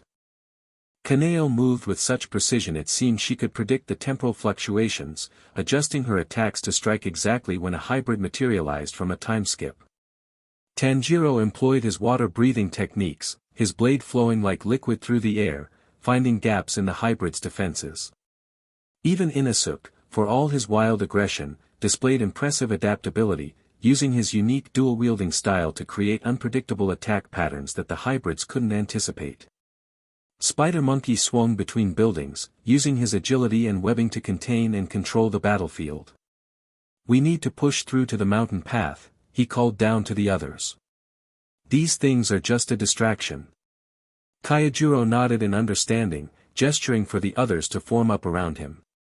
With coordinated movements, the Demon Slayers began cutting a path toward the mountain trail, Spider Monkey providing overhead support. As they fought their way forward, Ben noticed something disturbing. Each time a hybrid was destroyed, the temporal distortions in the immediate area intensified momentarily, as if their very existence was somehow stabilizing the time field. "Guys, be careful," he warned. "I think these hybrids are somehow linked to the time distortions. Killing them might make things worse." "A little late for that warning, Monkey Boy." Inosuke shouted back, having already dispatched at least 5 of the creatures. Sure enough, as more hybrids fell, the temporal effects grew more erratic.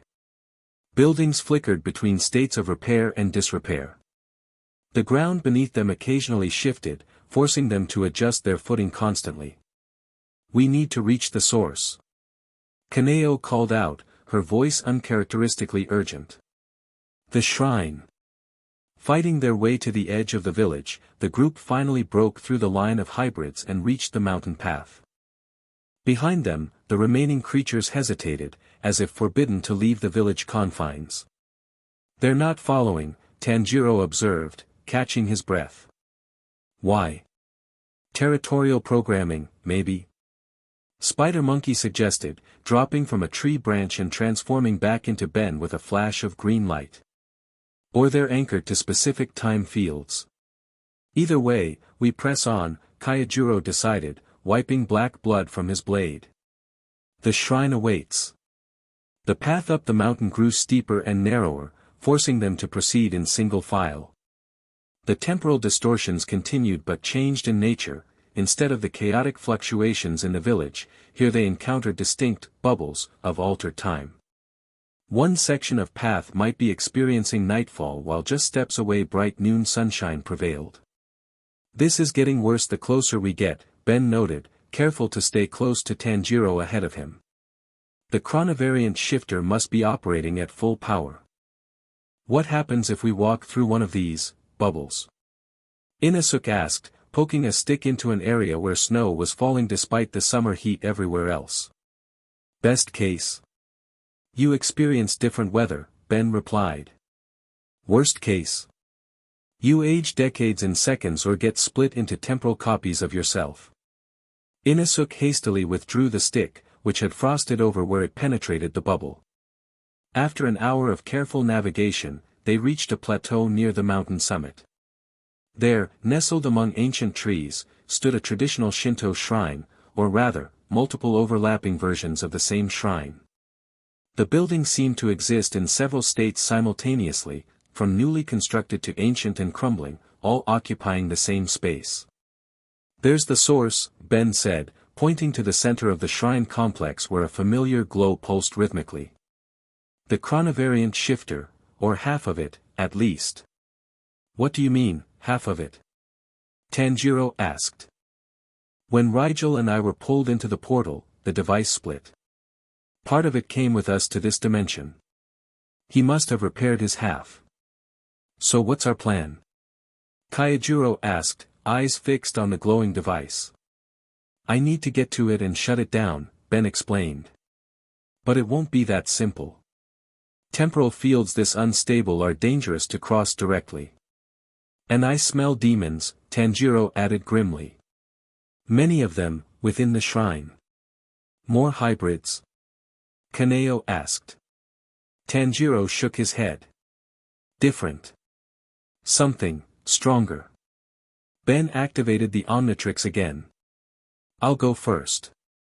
If I transform into the right alien, I might be able to move through the time field safely. Which one? Inosuke asked, peering curiously at the Omnitrix display as Ben cycled through options. Clockwork would be perfect, but... Ben frowned as he completed a full cycle without finding the time-manipulating alien. That's weird. He's not showing up in my roster.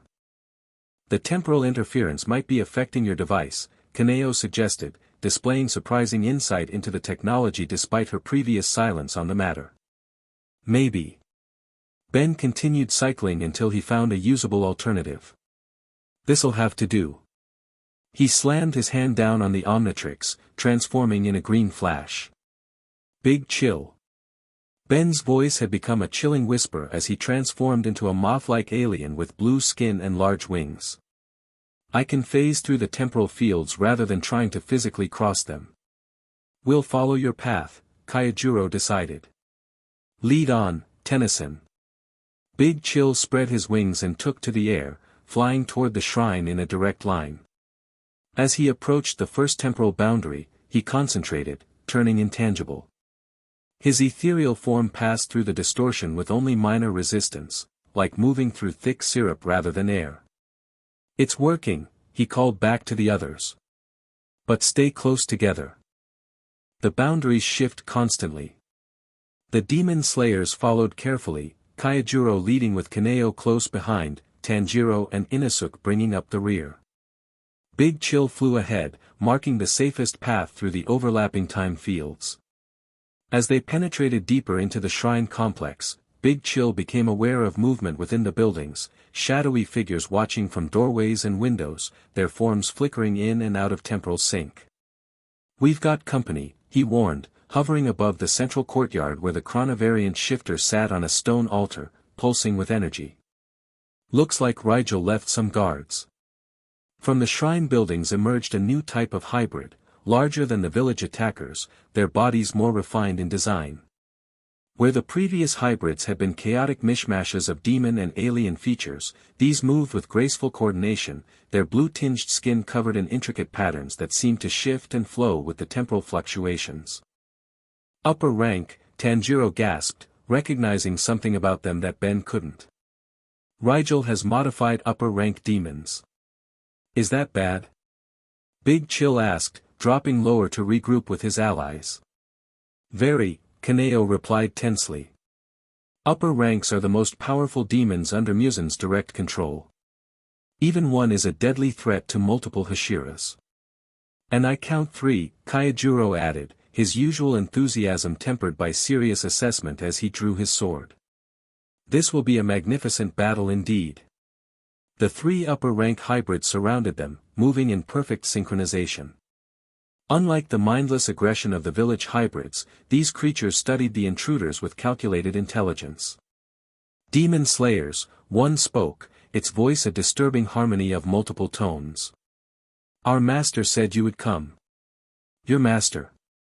Tanjiro questioned, sword at the ready. Rigel or Muzan?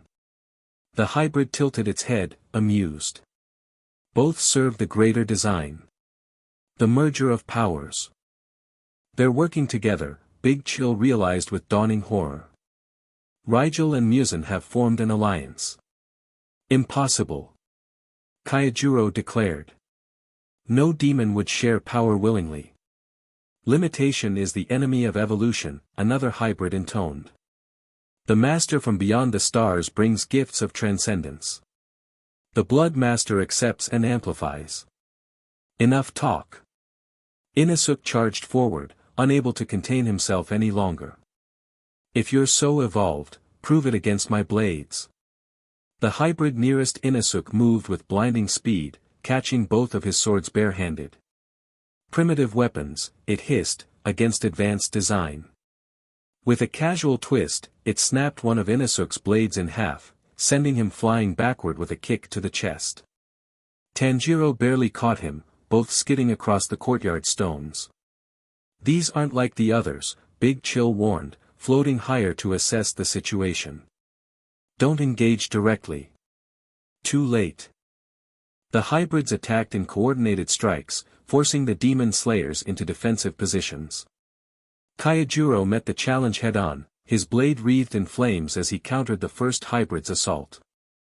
Flame breathing, fifth form, Flame Tiger.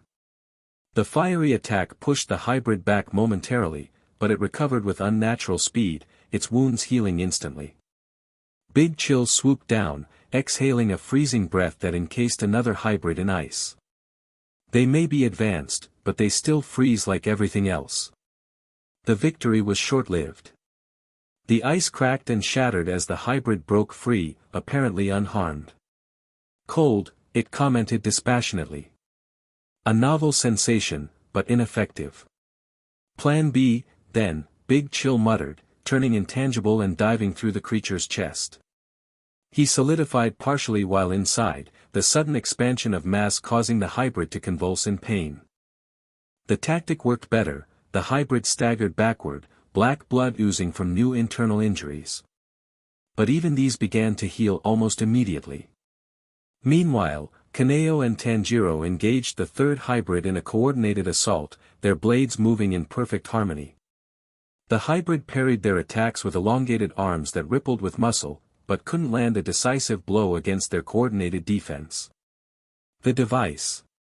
Ben called out, returning to his intangible state and pointing toward the altar. We need to shut it down. These things are drawing power from the temporal energy. Kaijuro nodded in understanding. Create an opening, Tennyson. We'll hold them back. Big Chill circled the battlefield, assessing options. The chronovariant shifter sat just 20 yards away, but crossing that distance meant navigating multiple temporal boundaries while under attack. One shot at this, he muttered, then dove toward the nearest hybrid, the one battling Kaijuro. Turning tangible at the last second, he grabbed the creature from behind, his touch instantly frosting over its blue skin. Now, Kaijuro! Big Chill shouted. The flame Hashira needed no further prompting. Flame breathing, ninth form, Rengoku. His blade became a whirlwind of fire, slicing through the partially frozen hybrid with devastating effect. The creature shrieked, a sound that seemed to echo across multiple time streams, as its body separated into pieces that didn't immediately regenerate, the ice preventing the rapid healing they displayed before. The cold disrupts their cellular regeneration. Big Chill realized. Kaijuro, help the others. I'll get the device. With the hybrids momentarily focused on the immediate threat of the demon slayers, Big Chill turned intangible again and streaked toward the altar. Temporal boundaries rippled around him, pulling at his ethereal form like powerful currents, but he pushed forward, focused on the pulsing device ahead. Reaching the altar, he solidified enough to examine the chronovariant shifter without touching it. The device had been modified since he'd last seen it in the warehouse, new components grafted onto it, some appearing technological, others organic and pulsing with what looked disturbingly like demon blood. Rigel, what have you done? Big Chill whispered, horrified by the merger of alien tech and demonic essence. Behind him, the battle raged. Tanjiro and Inasuk had managed to sever one hybrid's limbs, though they regrew almost immediately. Kaneo and Kaijuro fought back-to-back against the remaining hybrid, its multiple arms a blur of motion as it attacked from all angles. How do I shut this down without making things worse?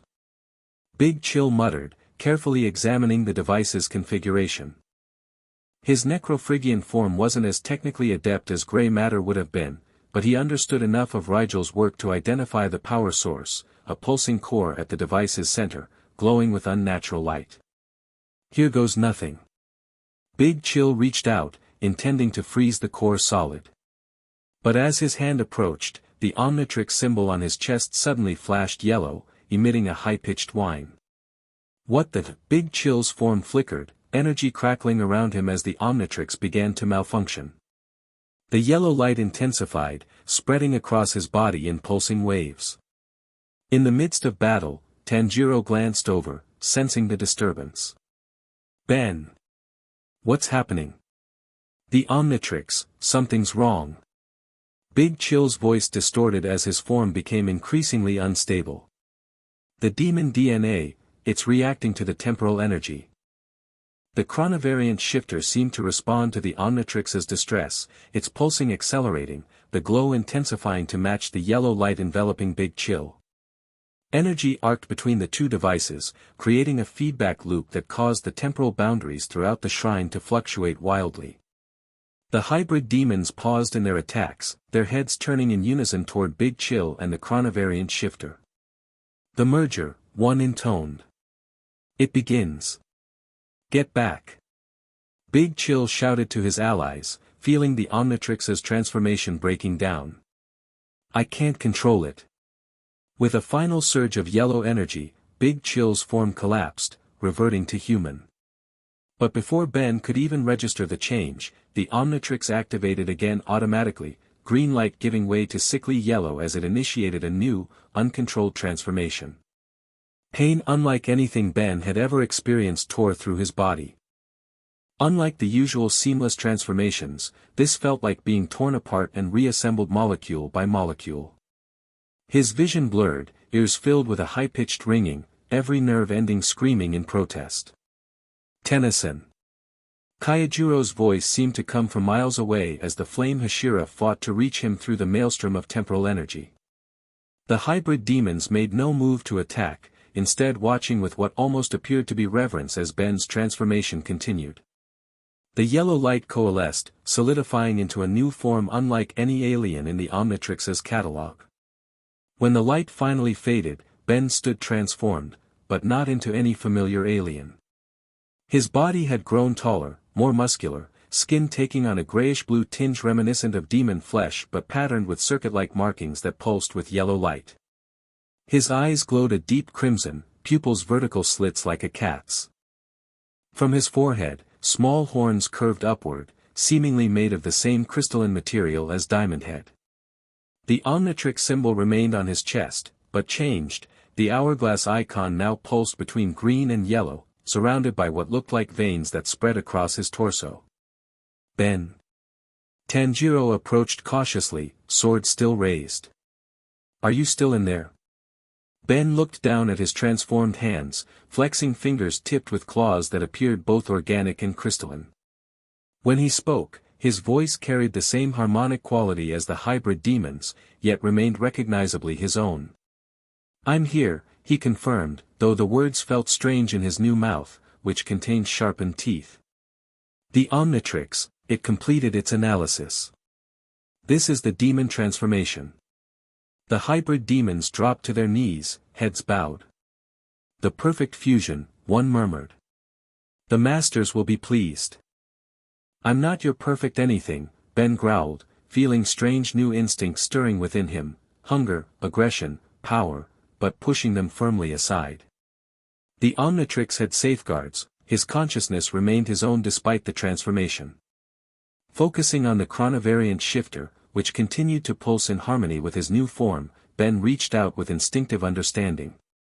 The demon DNA had somehow given him insight into the modified device, the organic components responding to his transformed state.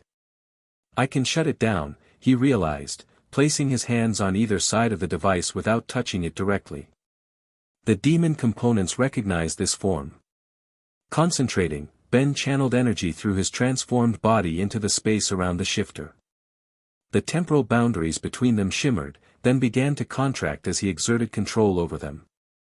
What are you doing? Kaneo asked, watching in fascination as the chaotic time fields throughout the shrine began to stabilize. Containing the temporal distortions, Ben explained, surprised by his own intuitive grasp of the process. Demons exist partially outside normal time, it's how they live for centuries. This form understands temporal manipulation on an instinctive level. The hybrid demons rose, apparently shaking off their momentary reverence. You would undo the master's work, one hissed, advancing menacingly. Keep them back. Ben called to the demon slayers. I need to concentrate. Kaijuro and the others formed a protective circle around Ben, weapons ready. As the hybrids attacked with renewed vigor, the demon slayers met them with coordinated defense, buying Ben the time he needed. Focusing entirely on the chronovariant shifter, Ben channeled more energy into his containment effort. The device began to whine in protest, its glow fluctuating wildly as Ben forced the temporal energies to collapse inward. Almost, there. He grunted, feeling resistance from the organic components, which seemed to have a will of their own. With a final push of effort, Ben closed his hands around the device, crushing the pulsing core. Energy discharged in a blinding flash, a shockwave of temporal force exploding outward before immediately collapsing back in on itself. For a moment, everything seemed to freeze, the battling hybrids and demon slayers caught in mid-action, the shrine itself paused between states of existence. Then, with a thunderous crack, reality reasserted itself. The temporal boundaries snapped back into alignment, the multiple overlapping versions of the shrine resolving into a single, solid structure. The hybrid demons screamed as their bodies destabilized, the temporal energy that had sustained their modified forms dissipating. Like the village hybrids, they dissolved into a mixture of ash and crystalline dust, leaving only the demon slayers and Ben standing in the suddenly quiet courtyard. Ben staggered, the energy expenditure taking its toll even in his enhanced form. Tanjiro rushed to his side, supporting him before he could fall. You did it, Tanjiro said, staring at Ben's transformed state with a mixture of awe and concern. The time distortions are stabilizing. Yeah, Ben managed, looking down at his demonic form. But I'm stuck like this until the Omnitrix times out. And I have no idea how long that will take with this new transformation. Kaijuro approached, sheathing his sword. An impressive display, Tennyson. You've controlled the demon transformation rather than letting it control you. It's fighting me, Ben admitted, feeling the constant push of demonic instincts against his consciousness. Not like my normal aliens. This form, it has its own desires. But you're containing them, Kaneo observed quietly. Just as you contained the temporal energy. For now. Ben straightened, testing his new body's capabilities. He felt stronger than even forearms, with enhanced senses that rivaled Wildmutt's. The crystalline components, horns, claws, and patches of his skin, reminded him of Diamond Head, while the circuit-like pattern suggested technological integration similar to Upgrade. A perfect hybrid, Inasuk said, circling Ben curiously. Part alien, part demon, part human. What do we call this form? Ben considered for a moment. Omic, he decided. It seems fitting. We should return to the village, Kaijuro suggested, glancing at the destroyed chronovariant shifter. See if the temporal effects have been resolved there as well. Ben nodded, taking a step forward, and vanishing in a blur of speed that surprised even him, reappearing several yards away. Whoa! Super speed 2. Demon abilities, Tanjiro explained. Enhanced strength, speed, regeneration. Your alien physiology seems to have amplified them while eliminating weaknesses. Like sensitivity to sunlight, Kaneo added, nodding toward the sun overhead, which Ben's transformed state seemed completely unaffected by. Useful, Ben acknowledged, carefully testing his movement again, adjusting to the enhanced speed. Let's get back to the village. I want to make sure everyone's okay.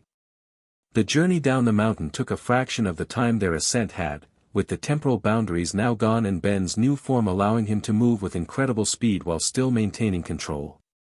The demon slayers kept pace admirably, their breathing techniques enhancing their own abilities to near superhuman levels. Reaching the village, they found the residents emerging from buildings, looking confused but unharmed. The time distortions had vanished completely, leaving only bewildered villagers and property damage as evidence of what had occurred. Ben's appearance caused immediate alarm until Kaijuro stepped forward, explaining that this strange demon-like being was actually an ally who had saved them. Still, Ben noticed the fearful glances, the way mothers pulled children behind them as he passed. "They're scared of me," he observed quietly to Tanjiro as they waited for Kaijuro to speak with the village elder. "You appear as a demon to them," Tanjiro replied sympathetically. "Fear is natural. I know. It's just." Ben looked down at his transformed hands. "This isn't like my other aliens. I can feel their fear. Smell it. And part of me likes it." Tanjiro's expression grew serious. "That's the demon blood influencing you. You must continue to resist it." "I am. But it's persistent." Ben concentrated, focusing on the Omnitrix symbol on his chest. "Come on, time out already." As if responding to his frustration, the symbol flashed, yellow giving way to green. In a surge of energy, the Omic form dissolved, leaving Ben human once more. He staggered slightly, the transition more draining than his usual transformations. "That was intense," he admitted, steadying himself against a nearby wall. Tanjiro nodded. "You maintained control throughout. That's remarkable, given the power of demon blood." Before Ben could respond, Kaijuro rejoined them, his expression unusually serious. "The village is secure, but I've received troubling news. A Kikuchi messenger arrived while we were on the mountain. Shinobu has been attacked and captured." "What?" Tanjiro's eyes widened. "By whom?" "A blue-skinned creature matching Rigel's description, accompanied by demons unlike any the Corps has encountered before." Kaijuro's hands clenched into fists. They specifically targeted Shinobu, ignoring other Hashiras present. "Why Shinobu?" Ben wondered aloud. "She's our foremost expert on demon biology and poisons," Kaneo explained, her normally calm demeanor showing cracks of worry. "If Rigel and Muzan are truly working together, they'd want her knowledge," Ben finished grimly. "To perfect their hybrid demons. We must return to headquarters immediately," Kaijuro decided. "A rescue mission is being prepared." "Wait."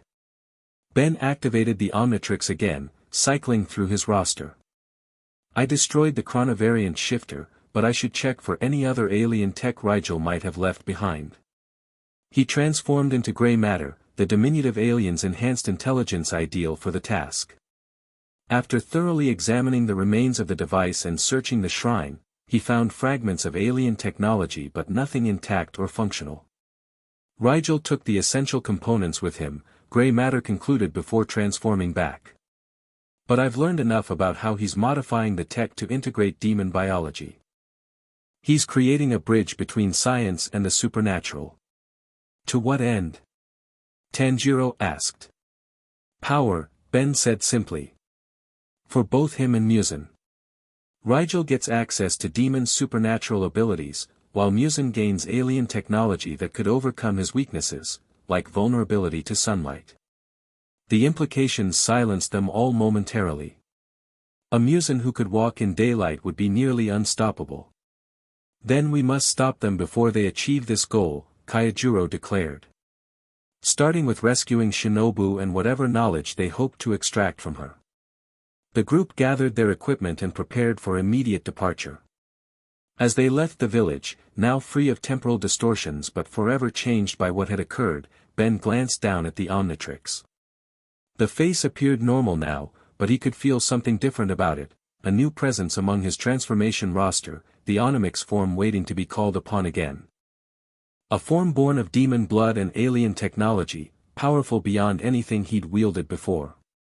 And dangerous in ways he was only beginning to understand. "We'll find Shinobu," he promised Tanjiro as they set off at a rapid pace toward the Demon Slayer headquarters. And we'll stop Riel and Muzan before they can perfect their hybrid army. Tanjiro nodded grimly. I believe we will. But the cost may be high. Ben thought of the Onomic's transformation, of the hunger and power he'd felt coursing through that form, and wondered if part of that cost might be his own humanity. The Demon Slayer Corps headquarters was in chaos when they arrived. Hashira's and rank-and-file members alike rushed through the compound, preparing weapons, reviewing maps, and coordinating search parties. The abduction of a Hashira, especially one as valuable as Shinobu Kocho, had sent shockwaves through the entire organization.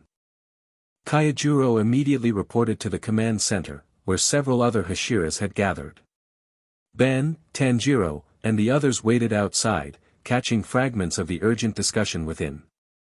They knew exactly when to strike. Completely bypassed our defenses. Demon abilities we've never seen before. Took only Shinobu, ignored other targets. After what seemed like hours but was likely only minutes, Kaijuro emerged, his normally cheerful expression replaced by grim determination. We have a location, he announced. A hidden fortress in the mountains to the north, previously unknown to the Corps. Witnesses reported seeing strange lights and hearing unnatural sounds from that area for several weeks. Rigel's been setting up a base, Ben realized. Probably combining his technology with demon abilities to shield it from detection. Precisely. Kaijuro nodded. The rescue mission departs at nightfall. 5 Hashiras, including myself, will lead the assault. Tanjiro, Inosuke, you'll join as support. What about me? Ben asked. Kaijuro hesitated, glancing back toward the command room. There is debate about your role, Tennyson. Some Hashiras question the wisdom of bringing someone who now possesses demon abilities into battle. They don't trust me because of the Onomic's form, Ben stated flatly. Some don't, Kaijuro admitted. Others, myself included, believe your unique abilities make you invaluable to this mission. I'm going, Ben said firmly. Riel is my responsibility. And the Onomic's form, I can control it. You saw that yourself. Tanjiro stepped forward. I vouch for Ben. We've fought together, and he's proven his character repeatedly. Kaijuro's serious expression broke into a smile for the first time since receiving news of Shinobu's capture. I already argued as much myself. The decision is made, you'll accompany us, Tennyson. But be prepared for caution from some of our comrades. Ben nodded, understanding the concern even if he didn't like it. The demon transformation had given him a taste of the power and hunger that drove these creatures, enough to comprehend why the demon slayers would be wary of anyone displaying such abilities, even an ally. As preparations continued throughout the day, Ben found a quiet corner of the compound to test the Omnitrix. The device appeared fully functional again, his standard alien roster available. But there was indeed a new addition. The silhouette of Onomix now appeared in the selection wheel, its outline distinct from his other transformations. Trying to decide which form to use for the rescue. Tanjiro's voice came from behind him. Ben turned, lowering his wrist. Partly. Also checking if there were any other side effects from the temporal energy exposure. Tanjiro sat beside him, his expression thoughtful. The Onomix form troubles you. It should trouble you too, Ben replied. You hunt demons for a living. I just became part demon. But unlike true demons, you maintain your humanity, Tanjiro pointed out. Your soul remains your own. Something about Tanjiro's phrasing struck Ben as significant. You sound like you have experience with this. Tanjiro hesitated, then sighed. I suppose you should know. It may help you understand your new form better. He looked around to ensure they weren't overheard before continuing. Nezuko, my sister, she's a demon. Ben's eyes widened. Your sister. But I thought, the young woman traveling with us is not my blood sister, Tanjiro clarified. My true sister Nezuko was turned into a demon when our family was attacked by Muzan. But unlike other demons, she retained her humanity. She refuses to eat humans and fights alongside me against other demons. That's why you didn't immediately distrust my demon form, Ben realized. You've already seen that demon doesn't automatically mean evil. Tanjiro nodded. It's the choices we make, not the blood in our veins, that determine who we are. Your Omic's form is powerful and dangerous, yes, but it's still you inside, making the choices. Ben considered this, finding unexpected comfort in Tanjiro's perspective. Where is your sister now? Safe. Protected. Tanjiro's expression grew guarded. Few in the Corps know her true nature. It would be dangerous if that information spread. I understand. Your secret is safe with me. Ben activated the Omnitrix, bringing up the Omic silhouette. And I'll make sure this form remains an asset, not a liability. I believe you will. Tanjiro stood as a gong sounded across the compound. That's the assembly call. It's time to prepare for departure. The rescue team gathered in the main courtyard as dusk fell. 5 Hashiras formed the core of the assault force: Kaijuro Rengoku, Jutomioka, the stern water Hashira with the striped Haori, Tengen Yuzui, the flamboyant, white-haired sound Hashira. Ben had briefly met at the meeting, Mitsuri Kanroji, the love Hashira with pink and green hair who greeted everyone with surprising enthusiasm given the mission's gravity, and Abanai Aguro, the snake Hashira who continued to regard Ben with open suspicion. Supporting them were several high-ranking demon slayers including Tanjiro, Inosuke, Kaneo, and a nervous-looking boy named Zenitsu whom Ben hadn't met before but who seemed to be friends with Tanjiro despite his obvious terror at the mission ahead. Our objective is clear, Kaijuro addressed the assembled team.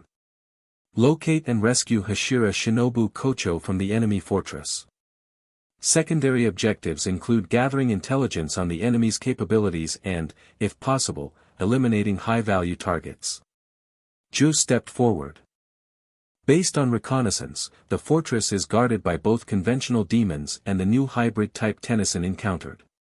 Expect resistance unlike anything we've faced before. Which is why we have a secret weapon of our own, Tengen added with a theatrical gesture toward Ben. The boy who transforms into monsters that fight monsters. All eyes turned to Ben, reactions ranging from curiosity to hope to lingering suspicion. I'll do whatever I can to help, Ben promised. And I know Rigel's technology better than anyone here. If he's using it to enhance the fortress defenses, I might be able to bypass them. Abanai's eyes narrowed, the lower half of his face concealed by his patterned mask. And what of your new demon form? Do you intend to use that as well? The question hung in the air, tension immediate and palpable. Ben met Abanai's gaze steadily. If necessary. It's powerful, especially against Rigel's hybrids. But I understand your concerns, and I won't use it unless absolutely needed. A wise approach, Mitsuri interjected cheerfully, diffusing some of the tension. We should use every advantage available, but cautiously. Kaijuro clapped his hands, calling attention back to the mission. We move out immediately, traveling through the night to reach the fortress by dawn. Our attack will come with the first light, when conventional demons are at their weakest.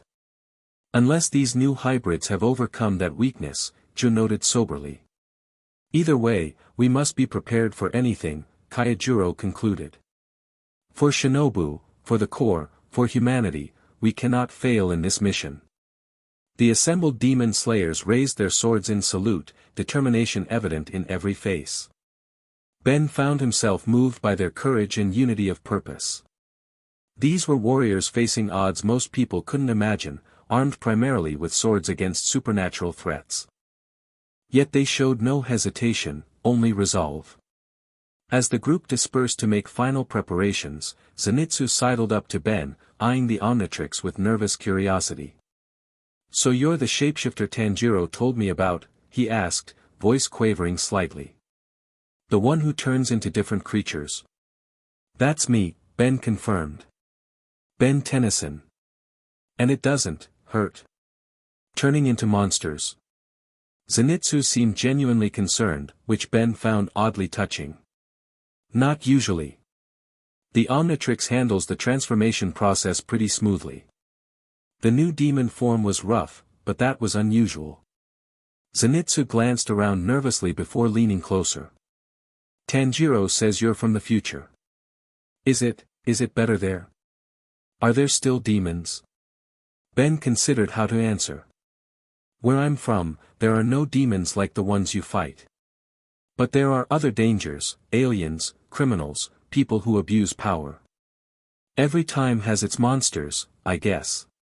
But you fight them, Zenitsu observed. Even though you could just be normal.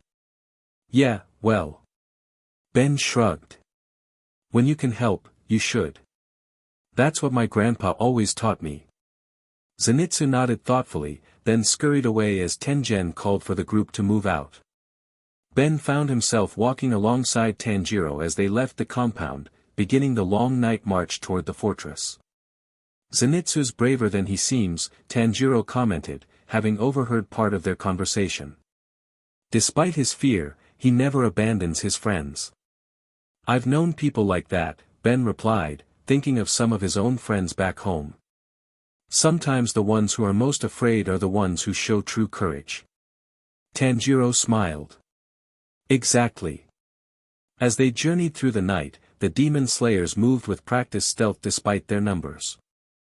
Ben alternated between human form and transforming into aliens that could assist with the journey, Wildmutt to scout ahead with enhanced senses, XLR-8 to quickly survey the path ahead, Stinkfly to get aerial views of their route.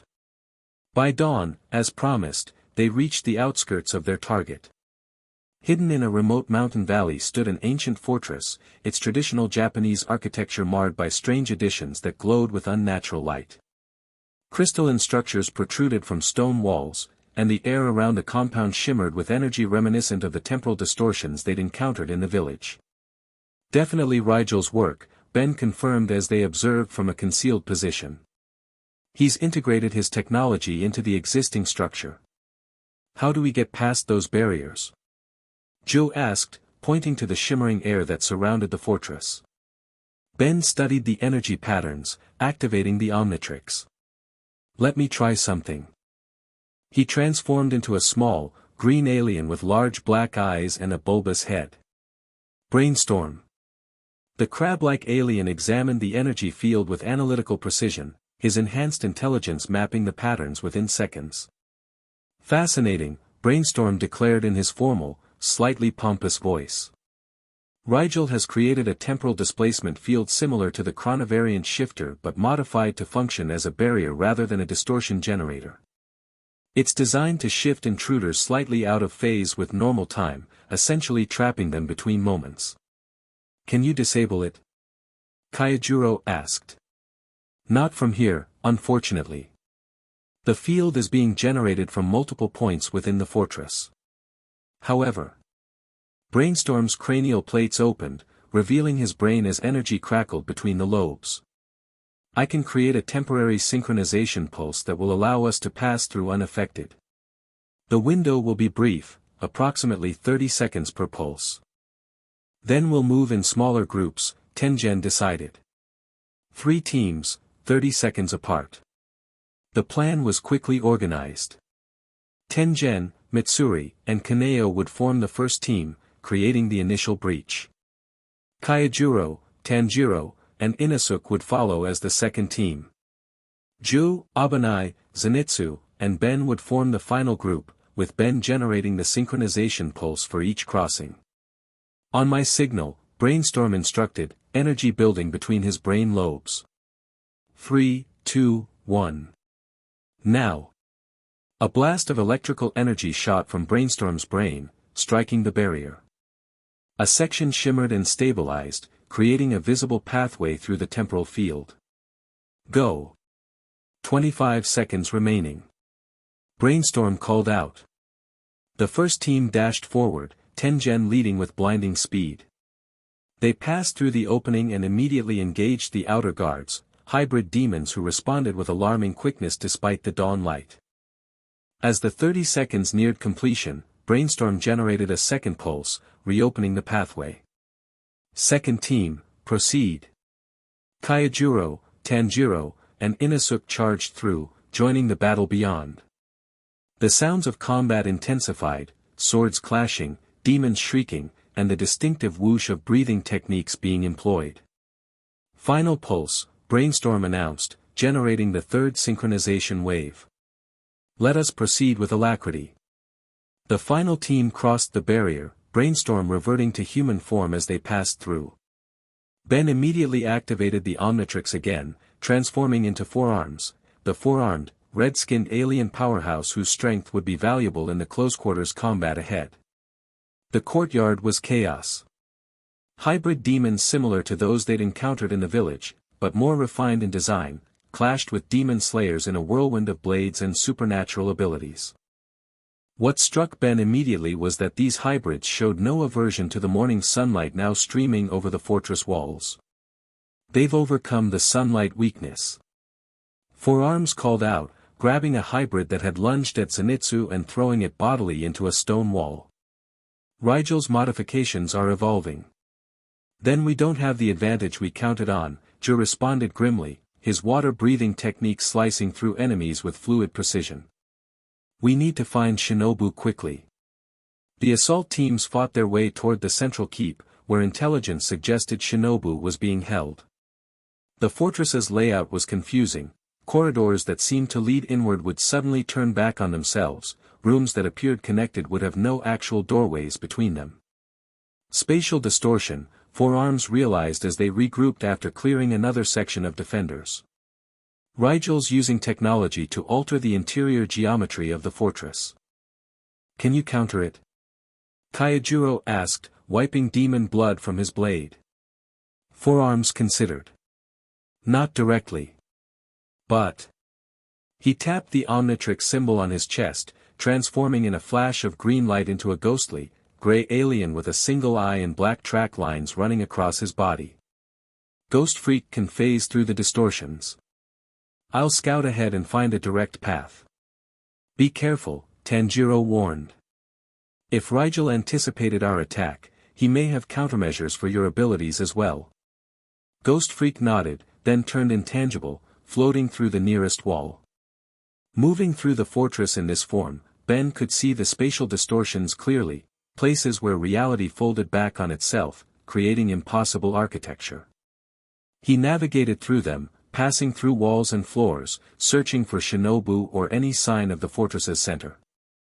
After several minutes of exploration, he found it, a large chamber at the fortress's heart, heavily guarded by both hybrid demons and technology unlike anything he'd seen in this era. Within the chamber, strapped to some kind of examination table, lay Shinobu Kocho. She appeared conscious but weakened, surrounded by equipment that pulsed with energy. And standing over her, monitoring readouts from a device connected to her restraints, was Rigel. Ghost Freak remained invisible, observing. Rigel had modified his own body since their last encounter. Parts of his blue skin now incorporated the same circuit-like patterns Ben had observed in his Omic form, and additional appendages had been grafted onto his already four-armed frame. The extraction is at 70% completion, Rigel was saying to someone Ghost Freak couldn't see from his position. Her knowledge of demon biology is extraordinarily comprehensive for this primitive era. Of course it is. A smooth, almost gentle voice responded from the shadows. Shinobu Kocho has dedicated her life to understanding demons, to destroying us. Ironic that her research will now perfect us. The speaker stepped into view, and Ghost Freak felt a chill that had nothing to do with his spectral form. The man appeared completely human, handsome even, with pale skin and dark curly hair. He wore a white suit of modern design that looked wildly out of place in this era. But his eyes, they contained an ancient malevolence that transcended his human appearance. Muzan Kibutsuji, Ghost Freak whispered, recognizing the demon lord from Tanjiro's descriptions. Shinobu struggled weakly against her restraints. You won't succeed, she managed, her voice hoarse but defiant. The core will stop you. The core is obsolete, Muzan replied, his tone almost compassionate. As obsolete as humanity itself will soon be. Our new forms, perfected through alien science and demon blood, represent the next stage of evolution. Evolution requires time, Riel added, adjusting something on the device connected to Shinobu. But the chronovariant technology allows us to accelerate the process exponentially. What would take centuries will be achieved in days. Ghost Freak had seen enough. He needed to report back to the others immediately. But as he turned to leave, an alarm suddenly blared throughout the chamber. Intruder detected. Riel announced, checking a different device. Spectral entity, East Quadrant. Ghost Freak froze. Somehow, Riel had technology that could detect him even while intangible. Tennyson, Riel hissed, all four eyes narrowing. Only he possesses such abilities in this dimension. Activate the containment field. Before Ghost Freak could react, energy pulsed from emitters around the chamber. The ghostly alien found himself suddenly visible and, worse, tangible, unable to phase through objects or become invisible.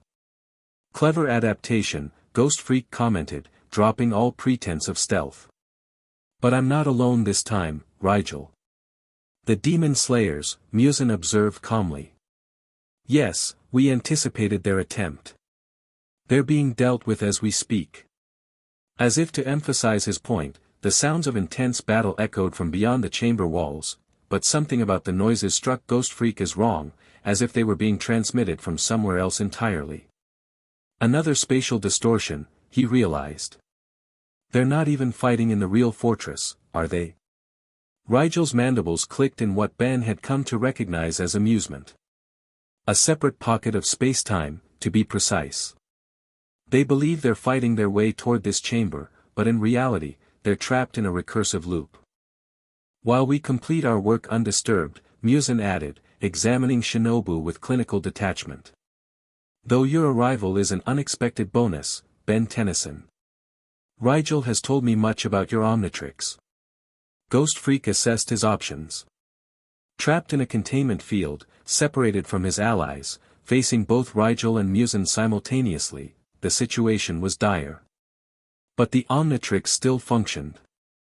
If you know about the Omnitrix, Ghost Freak said, stalling for time while he considered which transformation might be most effective, then you know it's given me plenty of experience dealing with big bads like you too. The difference, Riel replied, approaching the containment field cautiously, is that we've had time to study your capabilities. The hybrid demons you've encountered were as much tests as they were soldiers, each designed to gather data on different alien physiologies. Which is why, Muzan continued, his pleasant smile never wavering, we're particularly interested in your newest transformation. The demon-alien hybrid your device created. Ghost Freak felt a chill that had nothing to do with his spectral nature. You engineered this. The demon blood, the chronovariant energy, you wanted the Omnitrix to create the Omic form. Omic? Riel repeated, mandibles clicking rapidly. You named it already? How quaint. We've been calling it Project Synthesis, the perfect merger of alien science and demon essence. The prototype for our new species, Muzan added. Though seeing it in action would be most informative. Ghost Freak's single eye narrowed. Not gonna happen. But I'll show you something else instead. He slammed the Omnitrix symbol on his chest, transforming in a flash of green light. Humongosaur. The massive dinosaur-like alien's form expanded until it pressed against the containment field, muscles straining against the energy barrier. Impressive mass increase, Riel observed clinically. But the containment field adjusts to compensate. Sure enough, despite Humongosaur's tremendous strength, the energy field held firm, simply expanding to accommodate his larger size. Then let's try something with a bit more shock value. Humongosaur slapped the Omnitrix again, transforming into a battery-like alien crackling with electricity. Buzz shock. The electrical alien immediately discharged massive amounts of energy, seeking to overload the containment field. Sparks flew as power surged through the chamber, causing Riel's equipment to fluctuate momentarily. Energy feedback detected, Riel announced, all 4 arms working different control panels. Recalibrating. The containment field wavered but stabilized, adapting to absorb Buzzshock's electrical assault. Muzan watched the process with detached interest, apparently unconcerned by the momentary disruption. "Your persistence is admirable," he commented. "But ultimately futile. The technology Rigel has provided, combined with my blood's capabilities, creates systems that adapt to any attack." "Maybe," Buzzshock replied, electricity still crackling around his small form. "But adaptation works both ways." He slapped the Omnitrix symbol again. This time, the green light gave way to yellow as Ben transformed into Omic. The demon-alien hybrid form materialized within the containment field, its red eyes glowing with intensity, crystalline horns and claws gleaming in the chamber's light. Muzan's calm demeanor faltered for the first time, genuine surprise crossing his features. "Magnificent," he whispered. "Even more perfect than our projections." Rigel stared in undisguised scientific fascination. "The integration is seamless. Alien technology, demon biology, and human consciousness in perfect balance." Omic flexed his clawed hands, feeling the surge of power that came with this form, and the hunger that accompanied it.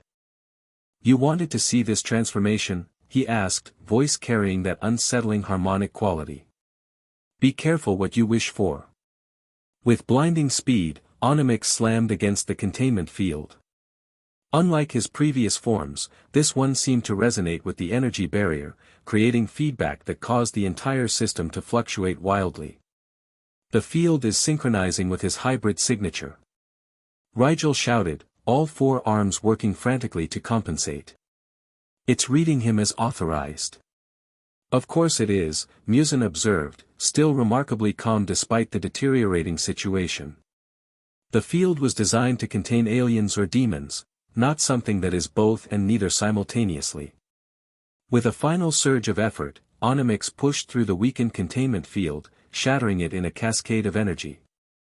Alarms blared throughout the chamber as systems overloaded and failed. "Now," Omic said, advancing on Rigel and Muzan, "let's discuss Shinobu's release." Neither villain appeared particularly concerned by this turn of events.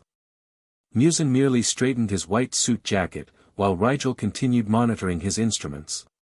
"Remarkable," Rigel commented. "The demon DNA has enhanced your baseline capabilities beyond my projections. The integration with the alien physiologies is total."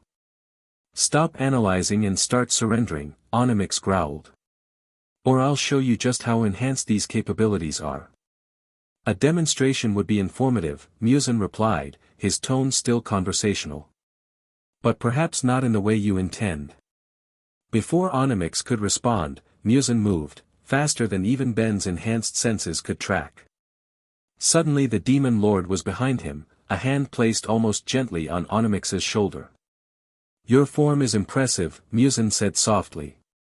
"But incomplete. Allow me to show you what true synthesis looks like." Pain shot through Omic's body from the point of contact, not physical pain, but something deeper, as if his very DNA was being rewritten. The Omnitrix symbol on his chest flashed wildly, alternating between green, yellow, and now red as it attempted to maintain transformation integrity. "What are you doing?" Omic gasped, dropping to one knee as the pain intensified. "Muzan's blood contains his will," Rigel explained, approaching with a device that pulsed in rhythm with the fluctuating Omnitrix. "When he transforms humans into demons, they become extensions of his consciousness.